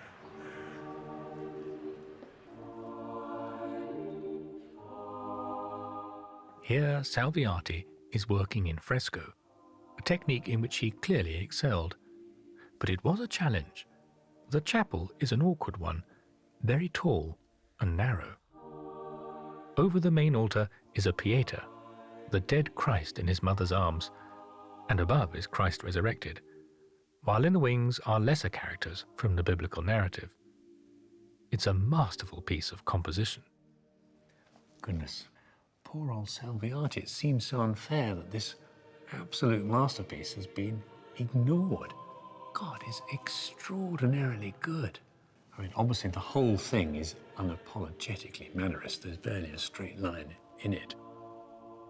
The dead Christ's serpentine pose is classic Mannerism, awkward and unnatural. Which is a great contrast with the figure of Christ resurrected above. He's very much alive, isn't he? And even flamboyantly so. He's running back into the scene. Hello, I'm here. The first thing to say, to save my blushes, is how very much this shows the influence of Parmigianino. I'm particularly drawn to the head of Joseph of Arimathea in the background of the main picture. Well, that could almost be a direct quotation from Parmigianino's own portrait of Moses, the rather fearsome, bearded-looking man glancing down. And the way his eyes are painted, well, that's extremely Parmigianino-esque. With the very heavy sculptural eyelids, the light catching the bottom lid, and then lashings of mascara on top. And then, I mean, illusionistically, it's a real triumph, this painting, because the main section of frame around the figure of Christ resurrected, well, it looks like a frame that's coming out from the surface of the wall, but actually it isn't. It's all flat. It's all painted in one go. It's so impressively done. Even with binoculars, my brain is still being fooled into thinking that these stone ledges are actually made of stone. Fantastic. I'm very glad I've seen this, because it's clear that Salviati was a terrific painter. I think our big takeaway from this chapel is the fluid brushwork. You can really see how his urgent, sketchy fresco technique is reflected in the way the Tatton Park portrait is painted. However impressive this chapel is, it's only a minor commission in an obscure church in the back streets of Rome, and might give the impression that Salviati was a minor painter. In order to establish his real worth, my next stop is his home city of Florence, where Salviati was held in such high regard he was asked to decorate the most important room in the seat of government. The fellow on the horse here is the first Grand Duke of Tuscany, Cosimo I de' Medici. He became the city's ruler in 1537. He was the most enthusiastic patron of the arts that Florence had known for a generation. But Cosimo was an authoritarian despot, and hard as nails. He moved his family to live in the seat of the city's government, the forbidding stone fortress of the Palazzo della Signoria. Not surprisingly, he decided to make a few home improvements, though. The man he put in charge of the project was the great historian of the Renaissance, painter and writer Giorgio Vasari, who spent the last 20 years of his life as Cosimo's interior decorator. Now, Vasari was very industrious, but to be honest, he was no great shakes as a painter. So faced with such a colossal task, he very wisely decided to parcel out the work to the best artists he could find. And one of them was Francesco Salviati. Salviati was commissioned to fresco the audience chamber, where Cosimo would have heard petitions. And he painted a thinly veiled caricature of him personified as a despotic Roman general. Cosimo loved it. Now, the paintings are called the Triumph of Marcus Furius Camillus, and to be honest, I think they should also be called the Triumph of Francesco Salviati, because they're absolutely spectacular. One of those cases where if they'd been in a museum and easy for people to see, I think Salviati would be much better known. If we look at some of the details, we can see just how good Salviati was. They're fantastic. On the left here is Marcus Furius Camillus himself, having defeated his Etruscan enemies, there weighed down with angst and defeat underneath his chariot. And then below that, there is the most fantastic goat's head, who's glancing in a rather languid manner towards where Cosimo himself would have sat, as if to say, not sure about him. Now, this is speculation, but Salviati was a proper Republican citizen of Florence, so perhaps he might not have approved of the way Cosimo Primo de' Medici was assuming dictatorial powers. But often in works like this, you see artists inserting themselves in little self-portrait, and they're usually looking directly at you. In this cycle, the only figure who is looking directly out of the walls towards the viewer is this little person up here on the left, and he does look extremely like Salviati.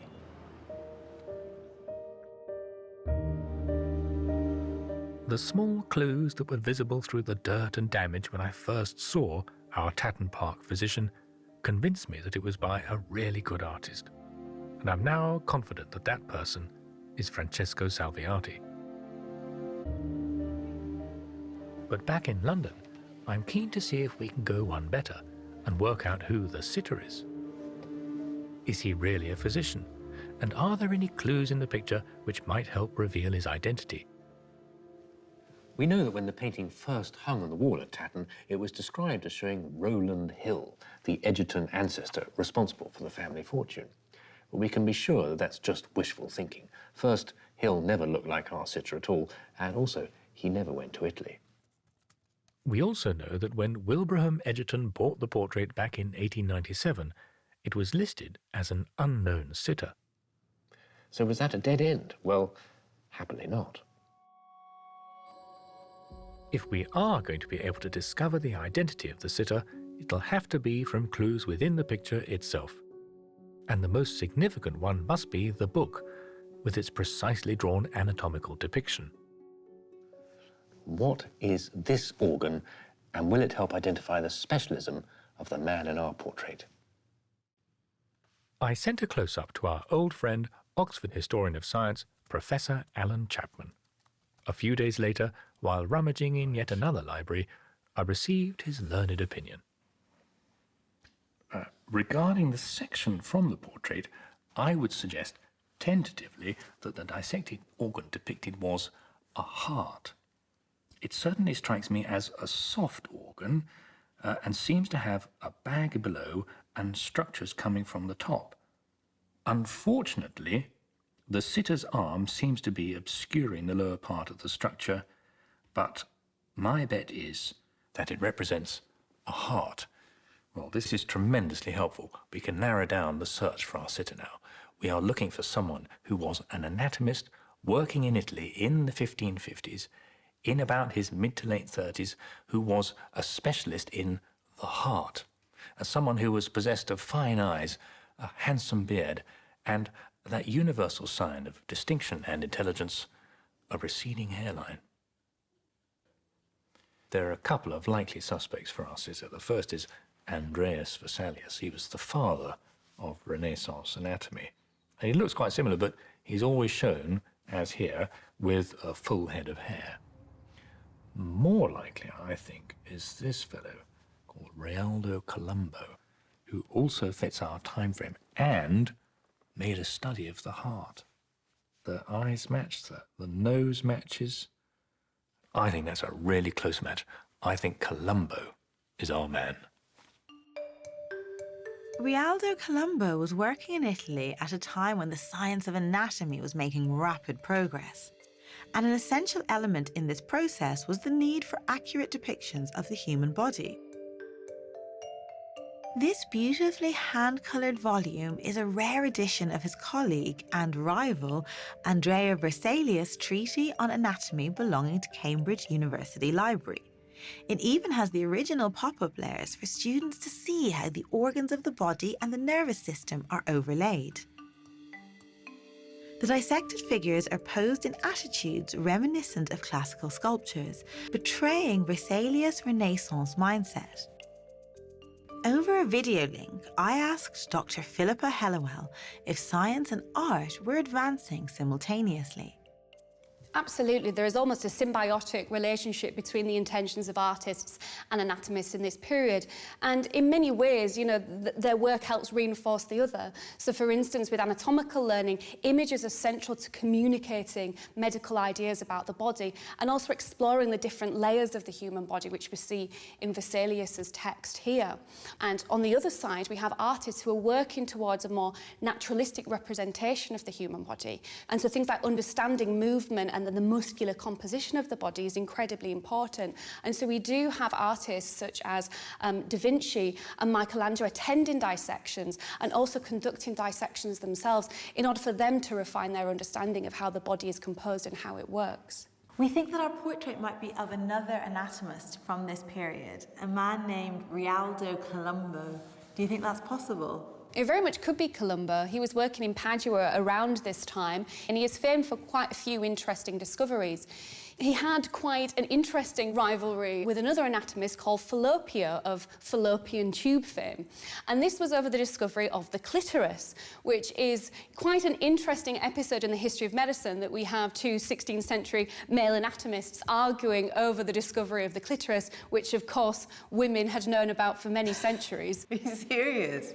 That's hilarious. Colombo is known for first identifying, at least in his mind, the clitoris as a sexual organ, and this being the seat of woman's pleasure. He even describes it as the sweetness of Venus, referring to the Roman goddess of love. Did he publish his discoveries?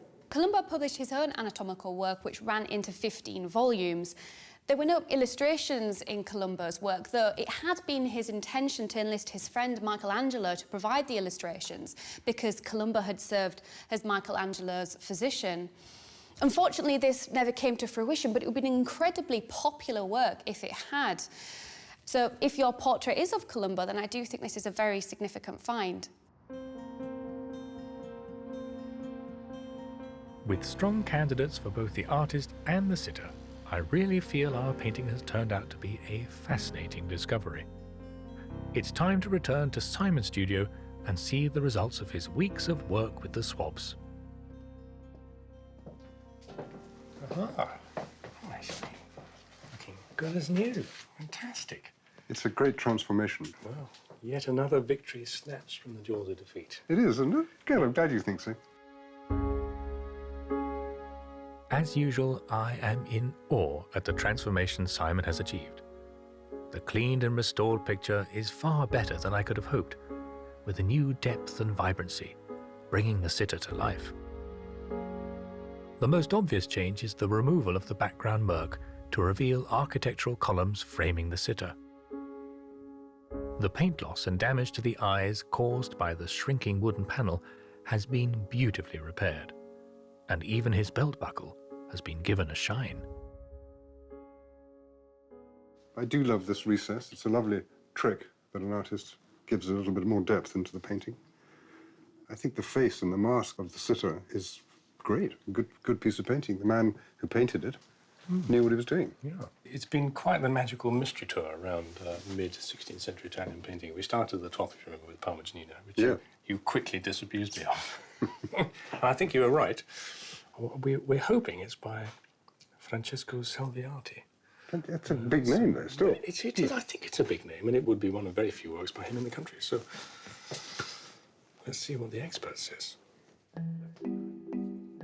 I'm happy to say that expert, in the form of Italian painting scholar David Exergian, has just arrived to give his verdict. So, David, here's our physician. Ah, well, I better get in and have a good look at the guy.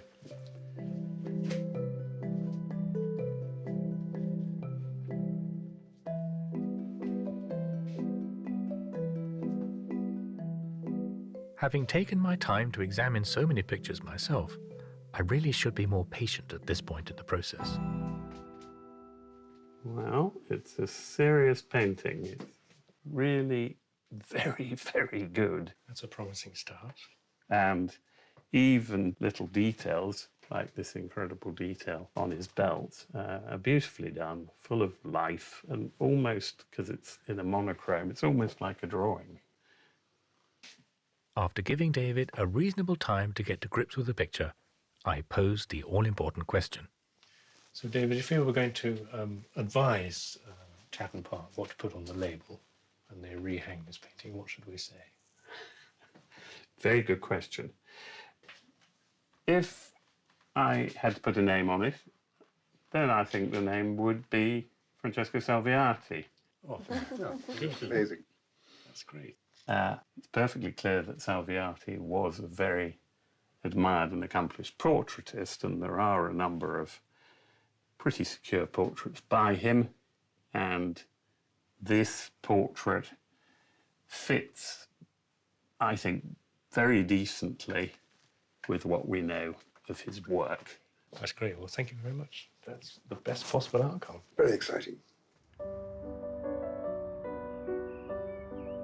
Back at Tatton, the physician is ready to be rehung in the space it has occupied ever since it was purchased in 1897 by Wilbraham Egerton. The guides will have a new story to tell about who painted the picture and who it portrays. A small group of socially distanced house staff assembled in the entrance hall to hear Bendor's news. When I first stood up the rather wobbly ladder up there, I'm afraid to say the blood went very much to my head, and I thought this painting was possibly by an Italian Renaissance artist called Parmigianino, who's one of the greatest names of art history. I'm afraid I was completely wrong. It's not by him at all. It's by someone who was very much inspired by him, and he was called Francesco Salviati. And we've shown the painting to Professor David Exurgin, who is the top banana on all these things, and he's in very little doubt that this is by Salviati. One of the reasons Salviati is not very well known in this country is because there's no work securely attributed to him in a UK public collection. So Tatton is now the only place in the country where you can come and see a portrait by Salviati. We have been able to identify the sitter as well. He was one of the top anatomists of the Italian Renaissance, and his name was Realdo Colombo. And one of the major breakthroughs he made was in discovering how the heart works. So that is why you see here a drawing of what we are very certain is a human heart. And it turns out, in a case of perhaps of great minds think alike, though independently to us, the identification of the sitter has also been established by an academic in America called Monique Cornell. So we are very certain that this is of Realdo Colombo. To actually know who he now is, you know, and who painted him, that's just great, instead of it being, you know, unknown, or this weird story of Rowland Hill that didn't make sense. I think our visitors are really going to enjoy that. I think this is really great that we've actually got a story to tell them. Britain's major galleries house some of the finest collections of art to be found anywhere in the world. But there are thousands of other artworks we know little about in the collections of smaller institutions. Over 80% of this publicly owned treasure is in storage and often uncatalogued. We don't know the name of the artist, the subject, or when and where they were painted.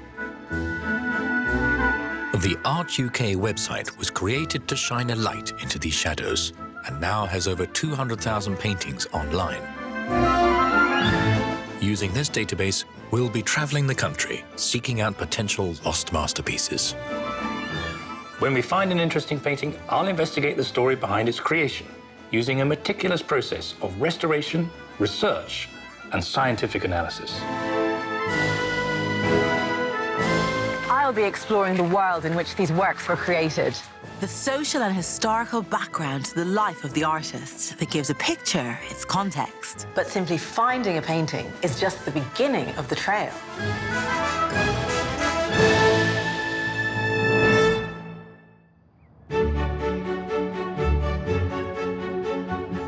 Glasgow Museum's Resource Centre is a treasure chest of the city's history and includes an outstanding art collection.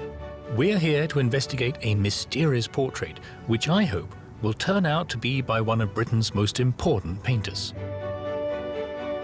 The painting was bequeathed to Glasgow by a wealthy coach builder whose personal art collection was the rock on which the city's galleries were built.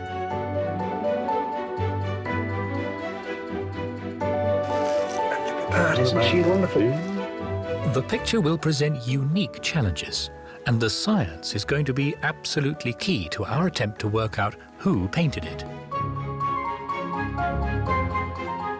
The portrait is thought to show one of the most famous women of her age. Talented and beautiful, I'll be tracing her tragically short life. The Resource Centre painting store is just the sort of place to uncover a lost masterpiece. Guiding me through this labyrinth is curator Joanna Meacock. 3,000 pictures in here. I've been browsing the collection on the Art UK website, and there's a portrait that I hope will provide us with a rich story to unpack. It's just on this rack here. The painting has my favourite attribution, artist unknown, but it has all the hallmarks of the work of our first truly great British painter, Sir Joshua Reynolds. Well, what a tantalising painting. It's described as a portrait of Elizabeth Linley, and I don't know a great deal about her, but she was clearly a woman of some status. It's actually an unfinished picture. It's a study, and I'm always a sucker for an unfinished painting, because I think you get a much purer distillation of artistic skill, especially in a portrait. It's what the artist wants you to see rather than what the sitter wants you to see, so you don't get bogged down in things like jewellery or the details of someone's latest fashion. Sometimes, when we see a really great Reynolds portrait, we have an idea not just of what someone looked like, but what they were thinking as well. The question is, have we got that here? It's too early to tell at this stage. I'm quite optimistic and rather excited.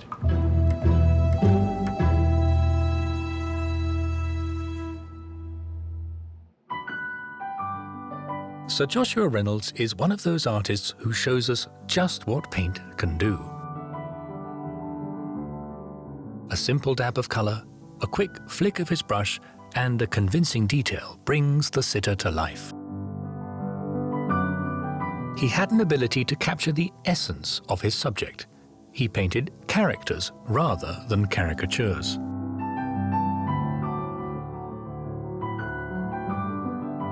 As first president of the Royal Academy, he did so much to establish a new respect for British art, not just at home, but internationally. I think this portrait has exactly the accomplished technique we're looking for. But was it painted by Joshua Reynolds? And who was Elizabeth Linley?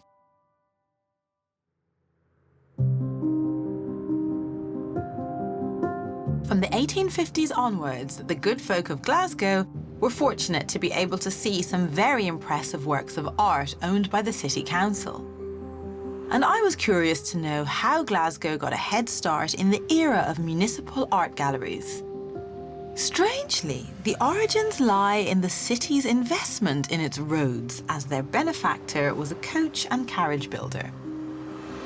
The painting that Bendor has chosen is one of many donated in the 19th century by an upstanding Glasgow citizen named Archibald MacLellan. MacLellan was building coaches at a time when Glasgow's roads improved dramatically, and he became a very wealthy man. When he died, he left over 400 paintings to the city, including the portrait of Elizabeth Linley. In an instant, the people of Glasgow found themselves with one of the greatest art collections in the British Isles. Art Archibald was born in 1797 at a time when the port of Glasgow was expanding rapidly, driven by a new mercantile class. The wealth these merchants generated resulted in a building boom for the city. And this in turn brought investment in new industries and, crucially for Archibald Maclellan, in new infrastructure. Improvements in the roads increased demand for the transport that used them, and the Maclellan coach building business thrived. The family could afford to pay for young Archibald to receive a liberal education at Glasgow University, and at some point he developed a serious passion for art.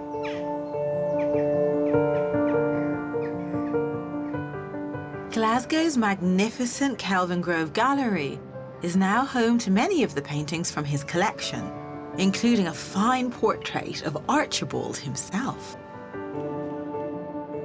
One of my favourite genres of British art is portraits of Victorian men looking pleased with themselves.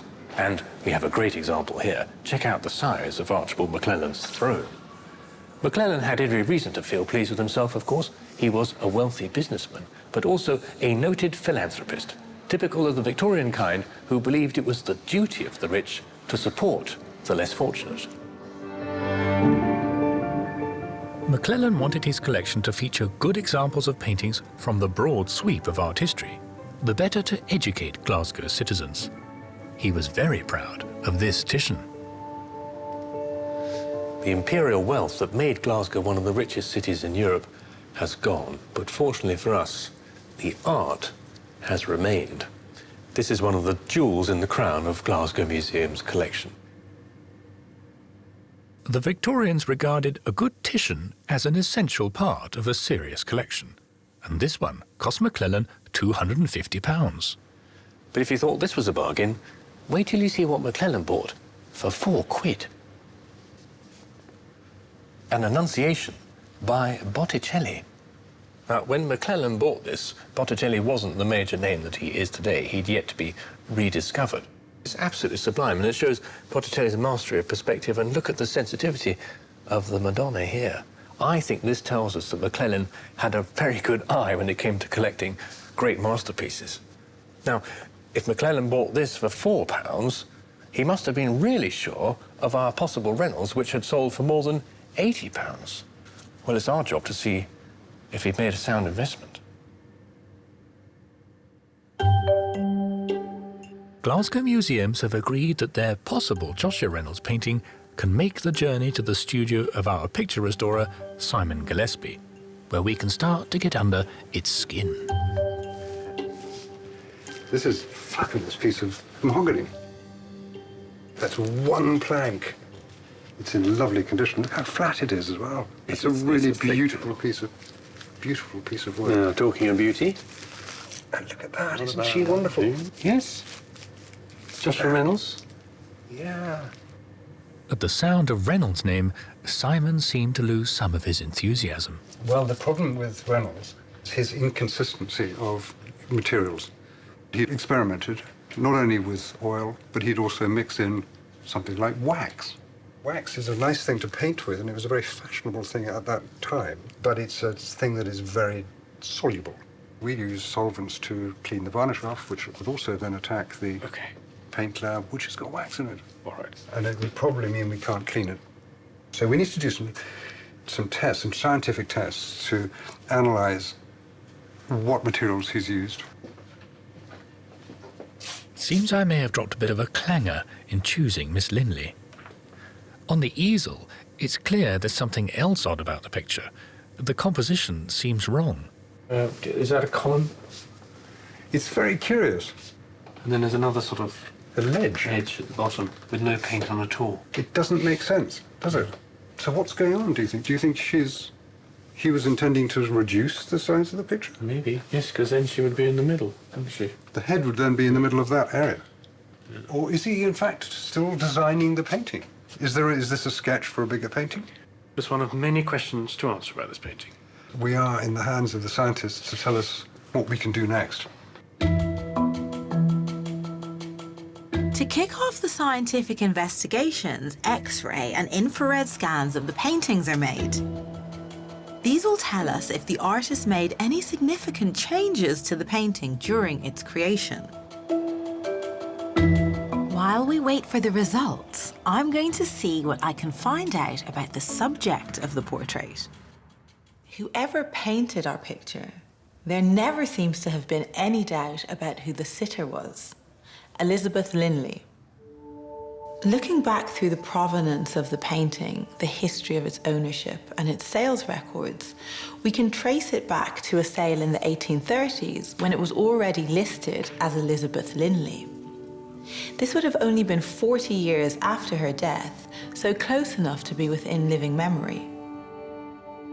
She was a celebrated beauty, and there are several other portraits of her to compare. Gainsborough painted her several times and gave her a wistful beauty. I also came across this article about Elizabeth that was published in the Illustrated London News in 1911. Glasgow's portrait is included as one of the many depictions of her. The verdict is not completely unanimous, however. In the Resource Centre files, there's a letter written in 1897 from Elizabeth's descendant, the Marquis of Dufferin and Ava, who wrote to say that he had doubts that the picture was of Miss Linley.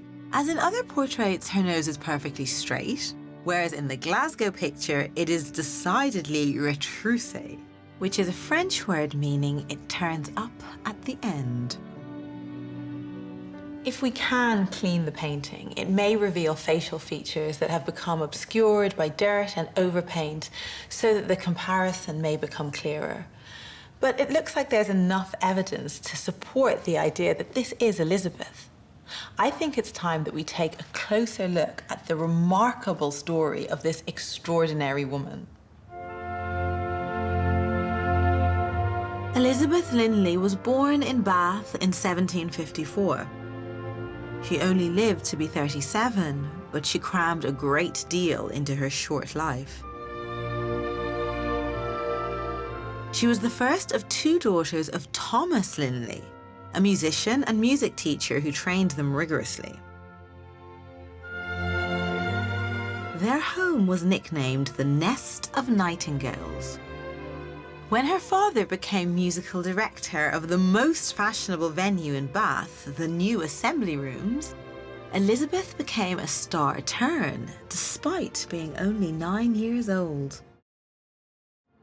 So would it have been frowned upon to have a 9-year-old out at night performing in front of large audiences? Not particularly for musician families. Certainly in Bath, you would put your children on the stage as soon as they were really able to do it. Is that exploitation? Well, we would think of it probably today, but I don't think in the 18th century necessarily they did. It was a means for the family to increase their income. It's Elizabeth who's the outstanding performer. She's the hot ticket in town. And did Elizabeth make much money from her career? She was very successful financially. The Bath Chronicle reckoned that by 1773, she alone had made about £10,000. Certainly the father would ask for 200 guineas per performance. And remember, none of that money goes to her. It all goes to the father, because he had apprenticed her to him, and under the apprenticeship system, the master gets all the money. And she was literally, well, enslaved financially to her father. It's making me think maybe things haven't changed that much. £10,000 is over £1 million in today's money and enabled the family to move into a house in Royal Crescent. There was a less positive side to Elizabeth's success, however. As she grew older, her beauty and celebrity status drew a great deal of unwanted attention from men. She had a lot of suitors interested in her. There was an offer of marriage from an elderly gentleman who was prepared to pay a lot of money for her, but was eventually persuaded to retract. And then there were the attentions of this dreadful man, Captain Matthews, who pestered her continually. And Thomas Linley Sr., the father, seemed to do nothing about this. Elizabeth confided in a close friend, Alicia Sheridan, whose brother Richard agreed to chaperone her on her walk home to keep Captain Matthews and his ilk away. Almost inevitably, Sheridan too fell under her spell, and the couple began a relationship. But he was penniless, with no prospects or income, and there was little chance that either family would agree to the match. Eventually, the couple eloped to France and got married. When they returned to Britain, their foreign marriage wasn't recognised, and the lovers were separated by their disapproving families. And here in Bath, Elizabeth returned to the stage. Her father, Thomas Linley, was fearful for the loss of his star performer, as she was still earning him a formidable income. But the couple kept in touch, secretly leaving each other love letters at a grotto here by the river. Elizabeth held on to the prospect of a life with Sheridan for 2 years, but then gave up hope. She asked him to return her letters to preserve her future marriage prospects. The threat of losing her altogether finally spurred Sheridan into action. Defying their parents' wishes, the couple fled to London, where they were officially married. But did they live happily ever after? Sadly not.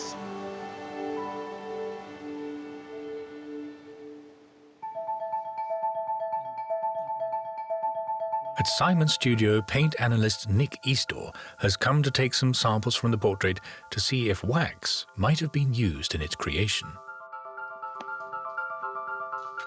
We're trying to work out what the original binding medium of the paint was. So we want a representative sample of the original material. Also, we don't want to take samples from areas where it's going to be very obvious. In this instance, what we've been able to find is a small damage on the face, so we're going to take advantage of that.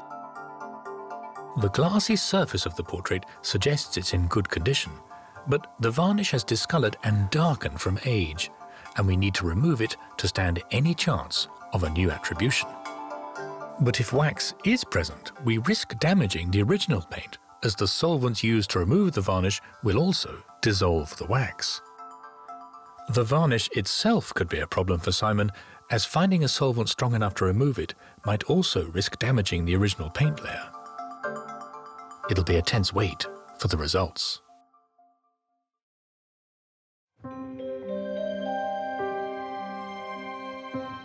Whether we can clean the portrait or not, the way it is painted with such economy and bravura brushwork make me confident it is the work of Joshua Reynolds, widely regarded as Britain's first truly great painter.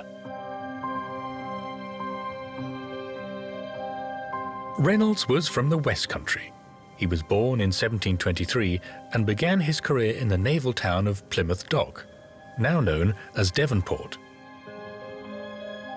He was no country bumpkin, though. The naval base was the powerhouse of Britain's military might, where news of great events often arrived before it reached the capital. Reynolds' early commissions were naval officers from the local landowning families, where he learnt country house manners. He was apprenticed to a London portrait painter, and in this early self-portrait, he's shading his eyes as if staring into the distance at his own future. His confidence is clear, but it was his connection to the Royal Navy that was to launch his career.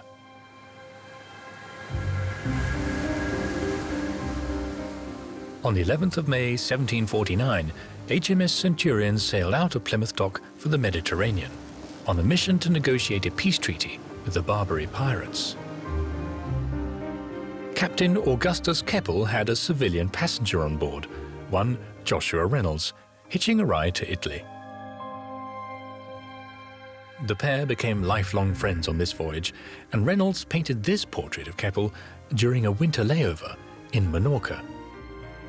His ability to give his subjects the heroic treatment was already evident.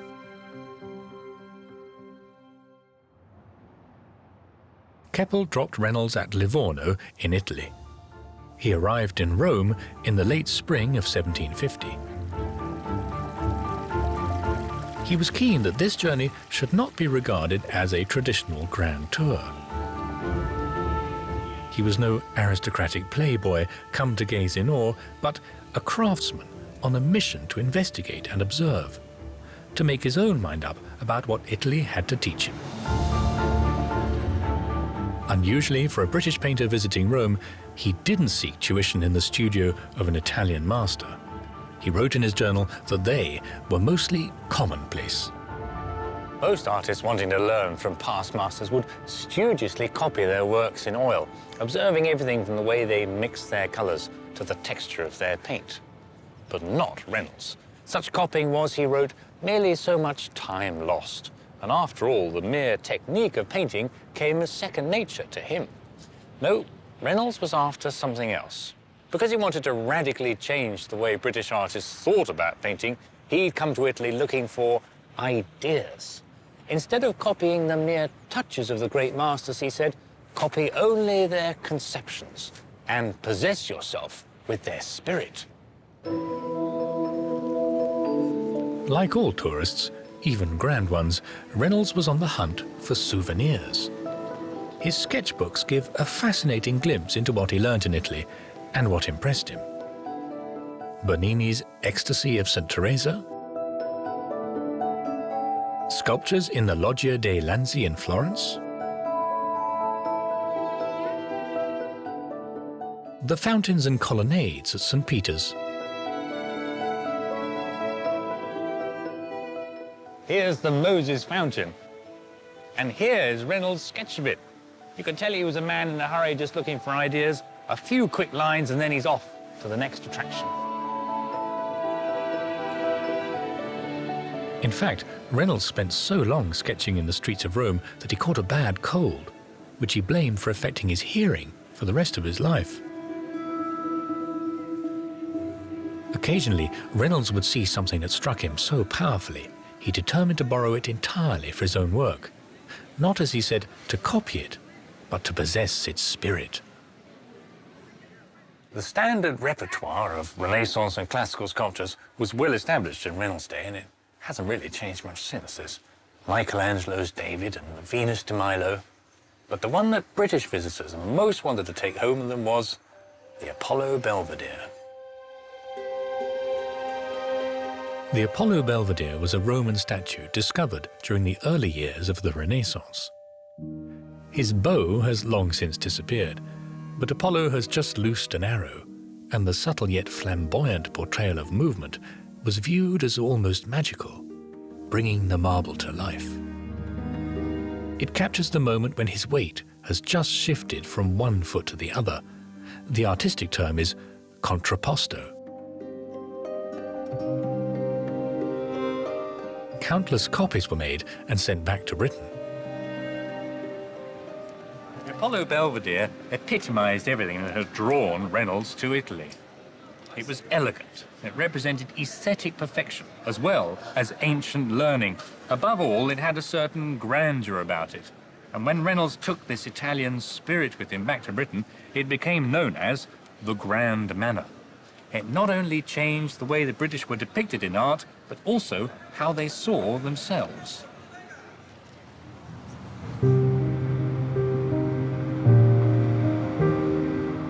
When he got back to London, Reynolds painted a portrait that cunningly exploited Apollo mania and loudly announced the arrival of a new talent. Today, it's in the National Maritime Museum in Greenwich. It's another picture of his friend, Augustus Keppel, and Reynolds has painted him in a contrapposto pose just like the Apollo Belvedere. Keppel shifts his weight effortlessly from one foot to the other. It allows him to stride through the picture plane elegantly, yet also commandingly. But more important, I think, was the visual reference to the Apollo Belvedere itself. In the 18th century, anybody looking at this picture would immediately have recognized the pose. And this was a time when the British aristocracy was obsessed with the grand tour and all things classical. They would often have themselves painted next to an object from the grand tour, like the Apollo Belvedere. But Joshua Reynolds could go one better and turn his sitters into those classical objects. The picture was wildly popular. In fact, this portrait was so important for Reynolds that he didn't give it to the sitter. He kept it in his studio for a few years as an advertisement for what he could do. This was a small step for a man, but a giant leap for painting. While the portrait of Augustus Keppel is all about movement, our painting is calm and tranquil by comparison. But Reynolds' ability to capture the mood of his subjects is just as acute. Elizabeth has a pensive, thoughtful look, as well she might. After an idyllic honeymoon in a secluded country cottage, Elizabeth and Richard returned to London. But their married life soon became challenging. The key to their turbulent relationship seems to revolve around the penniless Sheridan's insistence that he was a gentleman and as such should live and behave like one. This was a key social distinction in Georgian Britain. However, keeping up appearances could be expensive. Richard had ambitions. He took a house in Orchard Street, then, as now, a very exclusive part of town that was far beyond their means.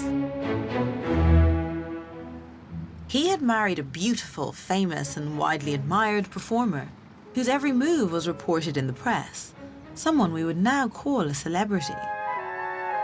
But Sheridan was soon heavily in debt, and Elizabeth must have wondered if it was all a terrible mistake. Like many women of her time, Eliza loved her husband, but she came to understand that she had left the absolute control of one man, her father, for that of another, her husband. What kind of man was Sheridan? He's a jerk, I think. That's what I was getting at.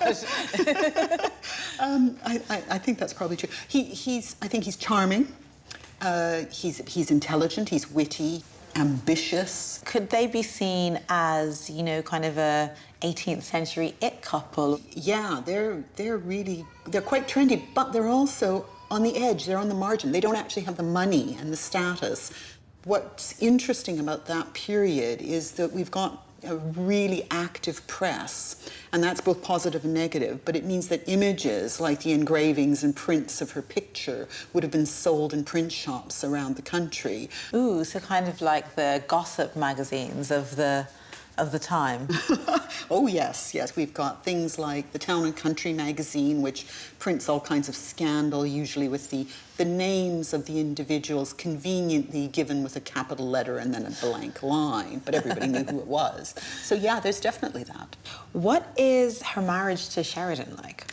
Her marriage to Sheridan starts out really good, and the comments are that they seem to be madly in love with each other. But by 1775, already Sheridan's having his first affair. And how are they earning their income? What's Eliza doing? He's really adamant that although she's famous as a singer, everybody knows her as a singer, that she isn't going to perform for money on the stage as his wife. So consequently, she performs in what we would call private society, but it isn't really very private because it's the elite society of the day, the kind of society that had concerts at homes. And so it's everybody who is anybody. This is the it world. Salvation for the couple came with a complete change of direction. With probably considerable but uncredited help from Eliza, Sheridan wrote a play, The Rivals, a witty comedy of manners set in Bath. The play opened at the Covent Garden Theatre, now the Royal Opera House. Unfortunately, the audience hated it and loudly protested. It seemed like its first performance would be its last. Amazingly, Sheridan rewrote the play in a few days, and it opened here later that month. The revised version was a runaway success and went on to become a firm favourite of the King, George III, and across the Atlantic of George Washington. The couple spent the summer together writing a follow-up, The Duenna, a comic opera with music by Elizabeth's brother Tom. This was also a huge box office hit, and the Sheridans yet again became the talk of the town. This dramatic success rather went to Richard's head. He bought a share of the Drury Lane Theatre and became the manager.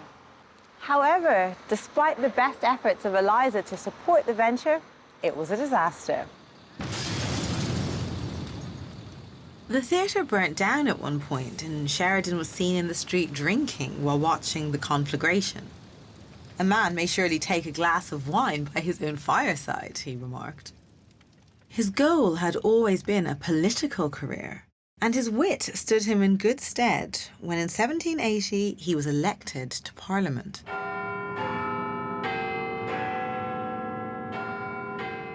If reports are to be believed, he was one of the greatest orators the House has ever heard. It was a challenging time to be an MP, as the king was said to be losing his mind. In 1788, George III suffered the first bout of his famous madness, and his son, the Prince of Wales, asked Parliament to appoint him regent to rule in his father's stead. The Sheridans were in the Prince of Wales camp, and the connections they had made to his aristocratic supporters saw them in the thick of the action.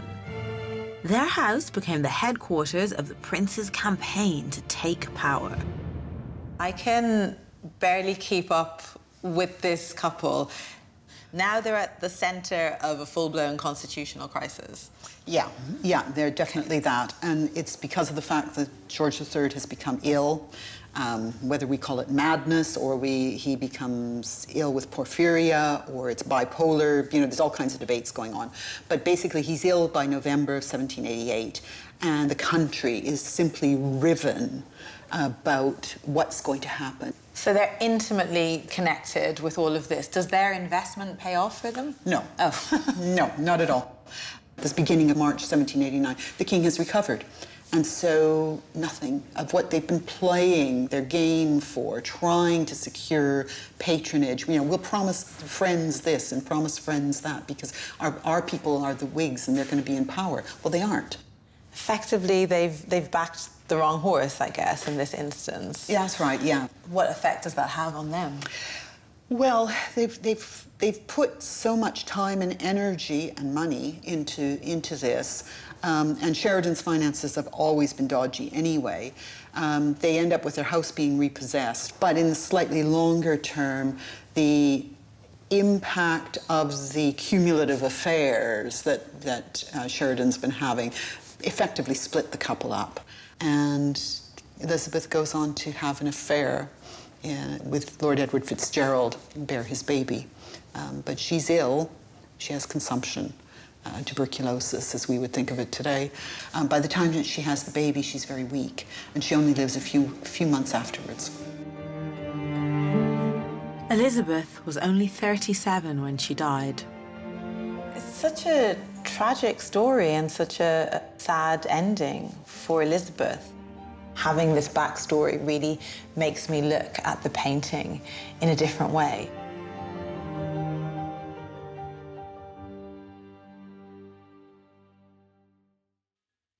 Back at Simon's, the results of our various investigations are due. We're waiting to find out if there is any wax present in the paint, and also if Simon has found the solvent forgiving enough to remove the varnish without damaging the original paint layer.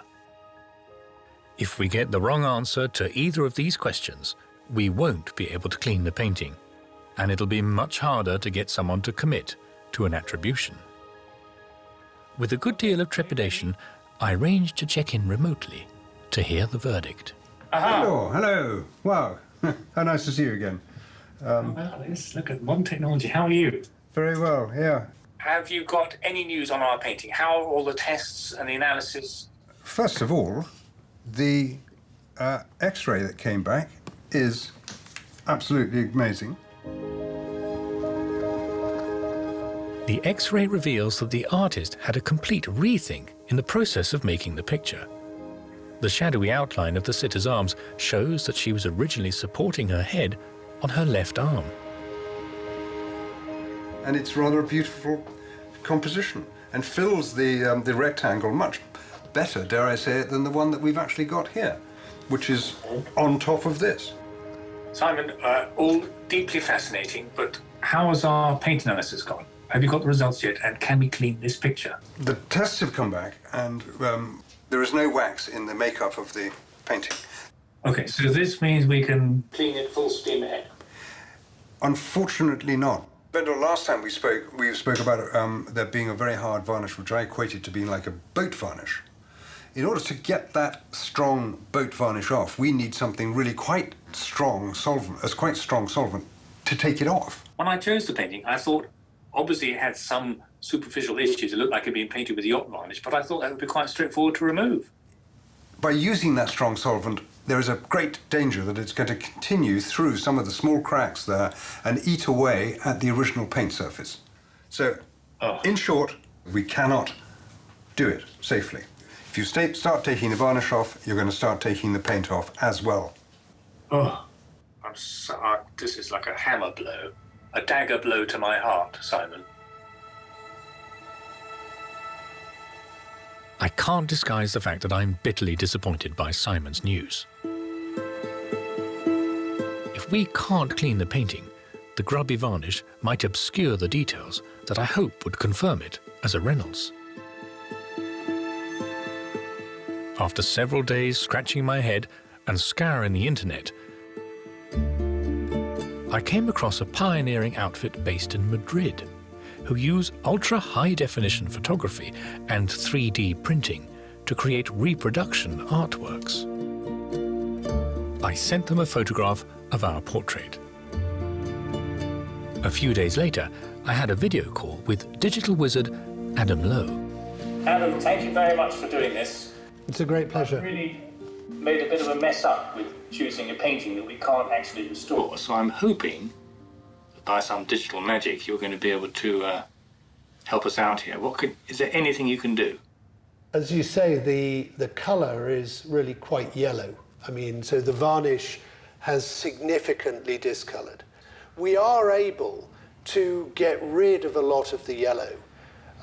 When we started doing that, that reveals other layers of discoloured varnish that are on the surface of her face appearing a bit like freckles. So we've started on my screen at the moment I'm looking at the first step. I had no idea you could do that. It looks like I'm in Simon's studio and he's just taken the swab off the face and the varnish has all been removed. It's absolutely extraordinary. What we're doing is we're just playing with the colour until we can get something that removes the yellow cast. So it's relatively straightforward at this point, except we're in Madrid and the painting's in London. And it's just extraordinary because I'm in Scotland and my mind is completely blown by what you're able to do. It's just amazing. The beauty is we should be able to make a physical facsimile to put beside the original. So while I think digital data's magic on screen, seeing it rematerialized without the varnish could be very exciting. I think when you see the two side by side, it should be one of those magical moments to look at it as it was meant to be seen. That would be tremendously helpful when it comes to showing our Reynolds expert. Oh, I can't wait. Thank you very much. I'm hoping that this digital solution to our old-fashioned analog problem may just save the day when it comes time to show our portrait to an expert. Though this might be very helpful to our case, I'm always keen to find a comparison which puts the attribution beyond doubt, at least for me personally. I think I've located a picture that does just that. It's a Reynolds self-portrait in a private collection, but I'm happy to say the owner has let us pay a visit.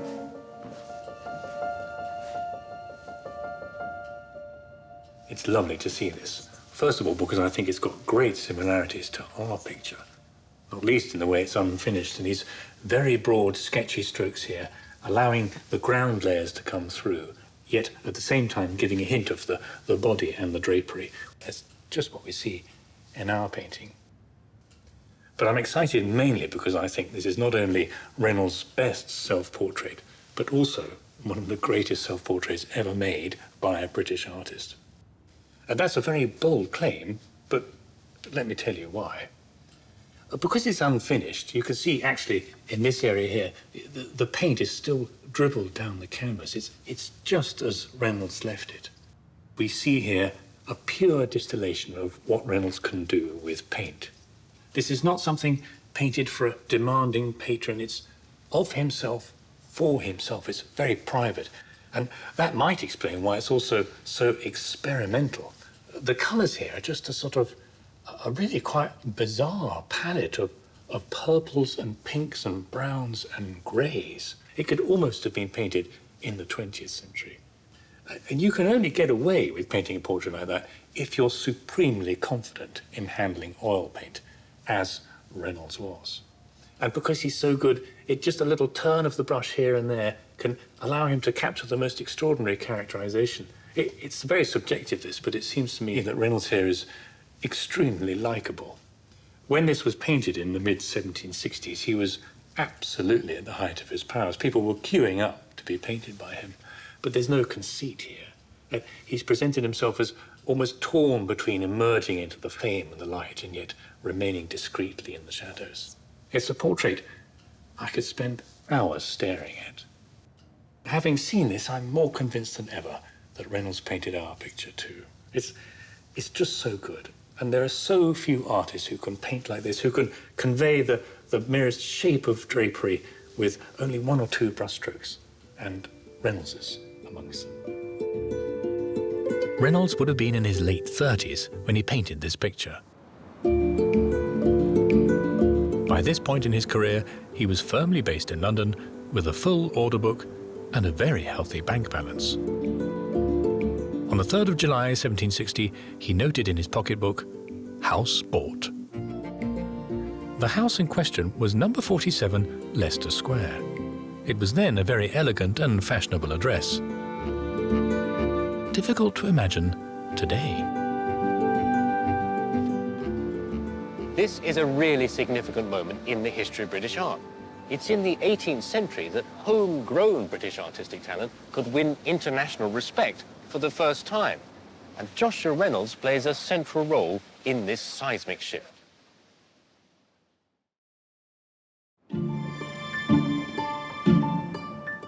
The most significant development in winning new respect and international standing for British art was the establishment in 1768 of the Royal Academy of Art in a grand suite of rooms at Somerset House.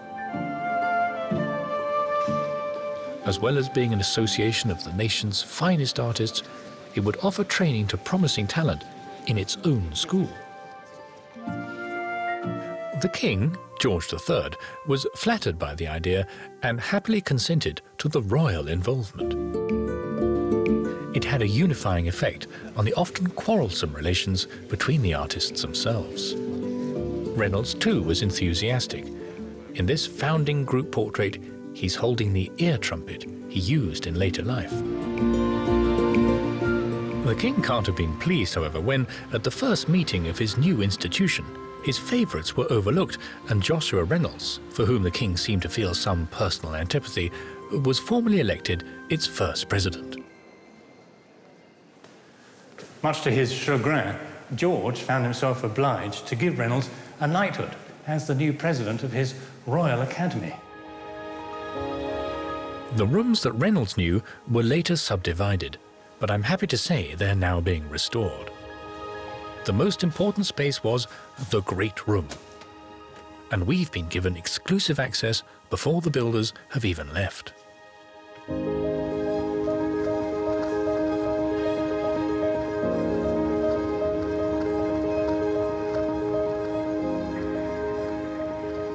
Oh, it's lovely. The impressive roof, letting in the daylight on all four sides, was purpose-built to show off the work of our native painters, who were now gaining international respect for the first time. It wasn't long before artists from Europe and even America came here to see and be inspired by the very best that British art had to offer. The Academy's summer exhibition became a fixture on London's society calendar, And here's Sir Joshua with his trademark ear trumpet showing the Prince Regent around. And just look at the hang, not an inch to spare on the walls. Looking around the room today, it's really quite something to think of all the great British artists who came here to put the finishing touches to their paintings on what they used to call varnishing day. All the greats like Constable and Turner and even Reynolds himself.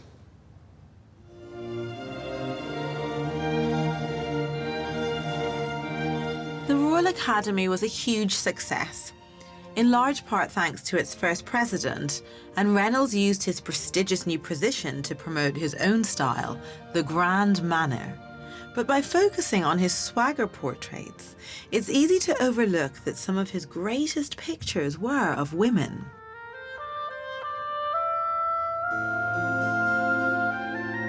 This is Reynolds' portrait of the writer and aesthete Horace Walpole, who claimed Mr. Reynolds seldom succeeds with women. I can't agree. In Georgian Britain, women were considered the property of the men in their lives, and to have any sort of identity outside of the control of their families was seen as scandalous, something that is so well illustrated by Elizabeth's extraordinary story. Fortunately, however, there were plenty of women who were willing to endure the disapproval of society. And one of the things I like so much about Reynolds' work is that he seems to be drawn to precisely these type of women. This is the actress Kitty Fisher in the guise of Cleopatra, showing her about to dissolve a pearl in her wine. The circle made by her fingers holding the pearl was intended to suggest the power of her sexuality.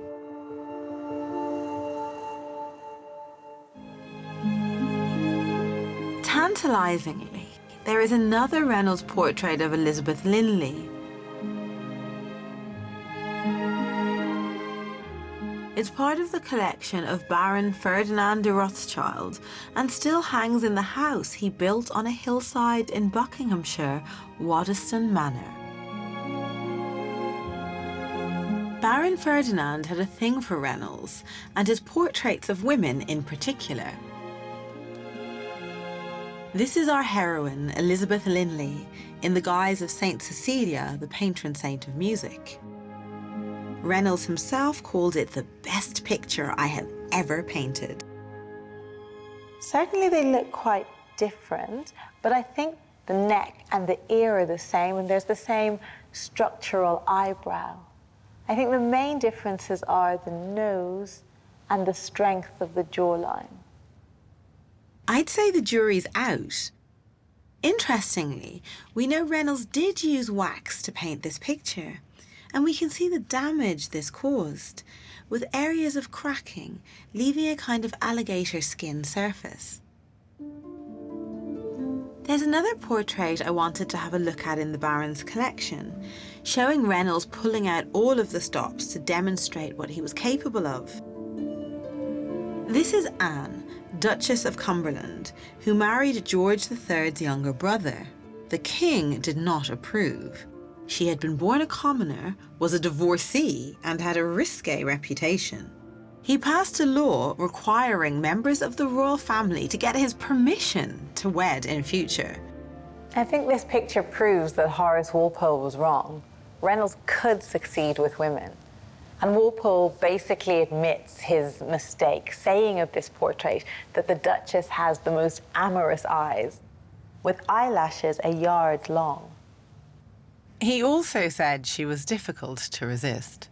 Painting makes her seem so tall and regal, and that's accentuated by the column running behind her and the way her hair is piled onto her head. She's clearly looking down at us, but her pose stops the gaze from feeling haughty.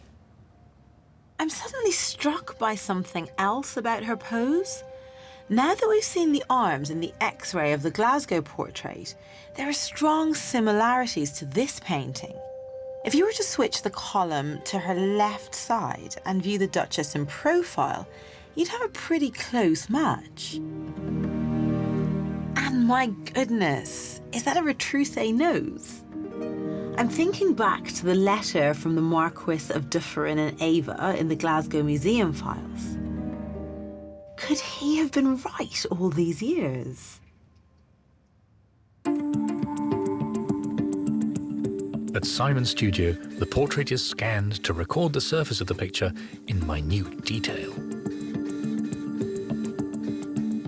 Back in Madrid, the data is used to make a three-dimensional base, which replicates every contour of the original. The digitally cleaned image of the painting is then printed onto the ground layer to produce an exact 3D version of the original portrait. The finishing touch is a coat of old-fashioned varnish. A few weeks later, the facsimile arrives in London, where Simon and I unwrap it in excited anticipation. Look at that. What wizardry is this? Look at the surface of it. It's absolutely, look at the texture. It really looks like a panel. You've got all the grain of the wood coming through, haven't you? I have to say, I am super impressed. Look at the colours. Should we stick it next to the real thing? Yeah. Amazing to have them side by side. I hate to say this, Simon, you might be out of a job here. I think I'm going to be out of a job. I mean, it's remarkable, isn't it? And we don't need to worry about any of your swabs and varnishes and waxy layers anymore. It's just touch of a button. It's there for life, isn't it? The contrast between the two pictures is stunning.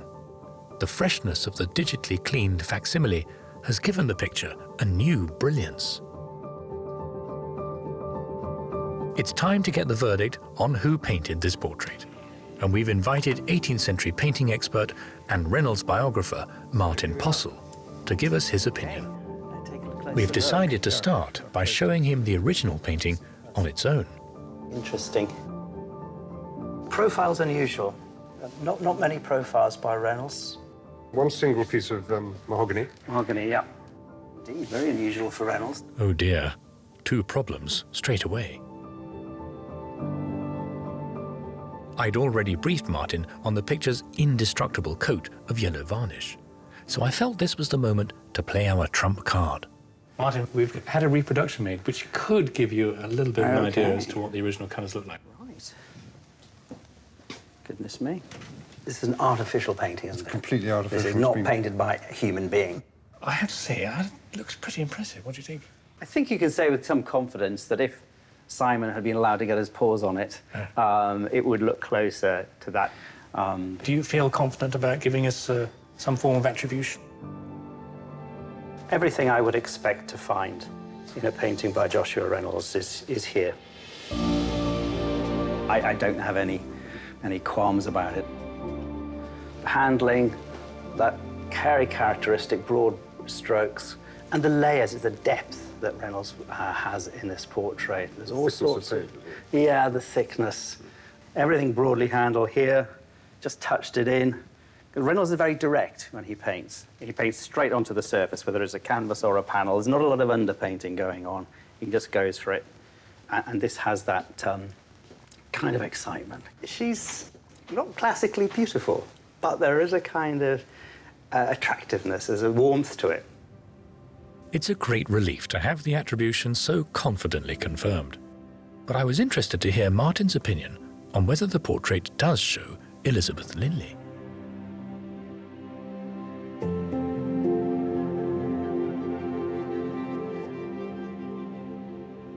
It's not Elizabeth Linley. Elizabeth Linley actually is more classically beautiful.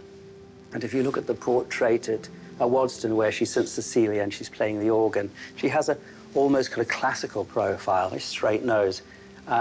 This lady doesn't. She looks rather different. Who could it be? My guess, or maybe informed opinion, is that I think it's Anne, Duchess of Cumberland, who Reynolds painted in a big full-length portrait. That's a picture that's at Waddesdon. I think this is the same sitter. Her physiognomy is similar, her coiffure is similar, and actually the dress is quite similar. And the eyelashes We all know that she had very long eyelashes and she was quite cheeky and a little bit scandalous. And she's the sort of woman that Reynolds would have wanted to have painted. Right. And she was, even though she was a duchess, she was kind of in that league. Right. She was rather disreputable. So, Martin, on its return to Glasgow, what is going to be on the label? I think it should say Sir Joshua Reynolds. I wouldn't say attributed to Joshua Reynolds. I would say Joshua Reynolds. Lovely. Yeah. Lovely. Yeah. Well, that's marvellous, Martin. I can't thank you enough. Really great. Wow, it's great. Yeah. I'm super pleased to have my hunch about the identity of our sitter supported by Martin. We now have a great story to report back to Glasgow museums. We set up at Kelvingrove Gallery, home to the portrait of Archibald MacLellan, the man who may have been misled when he bought a picture of Elizabeth Linley. The picture has been reunited with its fine original frame, which the Resource Centre conservators have restored beautifully. We've also brought along a little present in the form of the facsimile. A group of museum staff gathered to hear what we had discovered about their painting. Hello, thank you very much for coming, everybody. We started this programme about 1.5 years ago. The dreaded COVID got in the way, but finally we have finished, and it's very nice to see you all here today. First, the good news.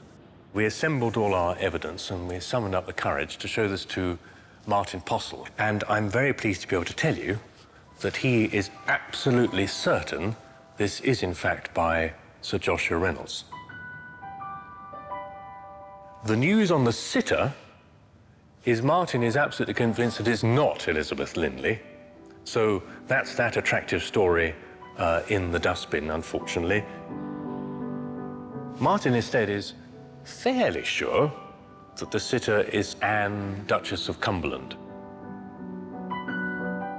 And ladies and gentlemen, the story does not end there, because we were so frustrated at not being able to reveal what this picture looked like originally underneath, that we'd done something we've never done before, and we had a facsimile made. So I hope you like it.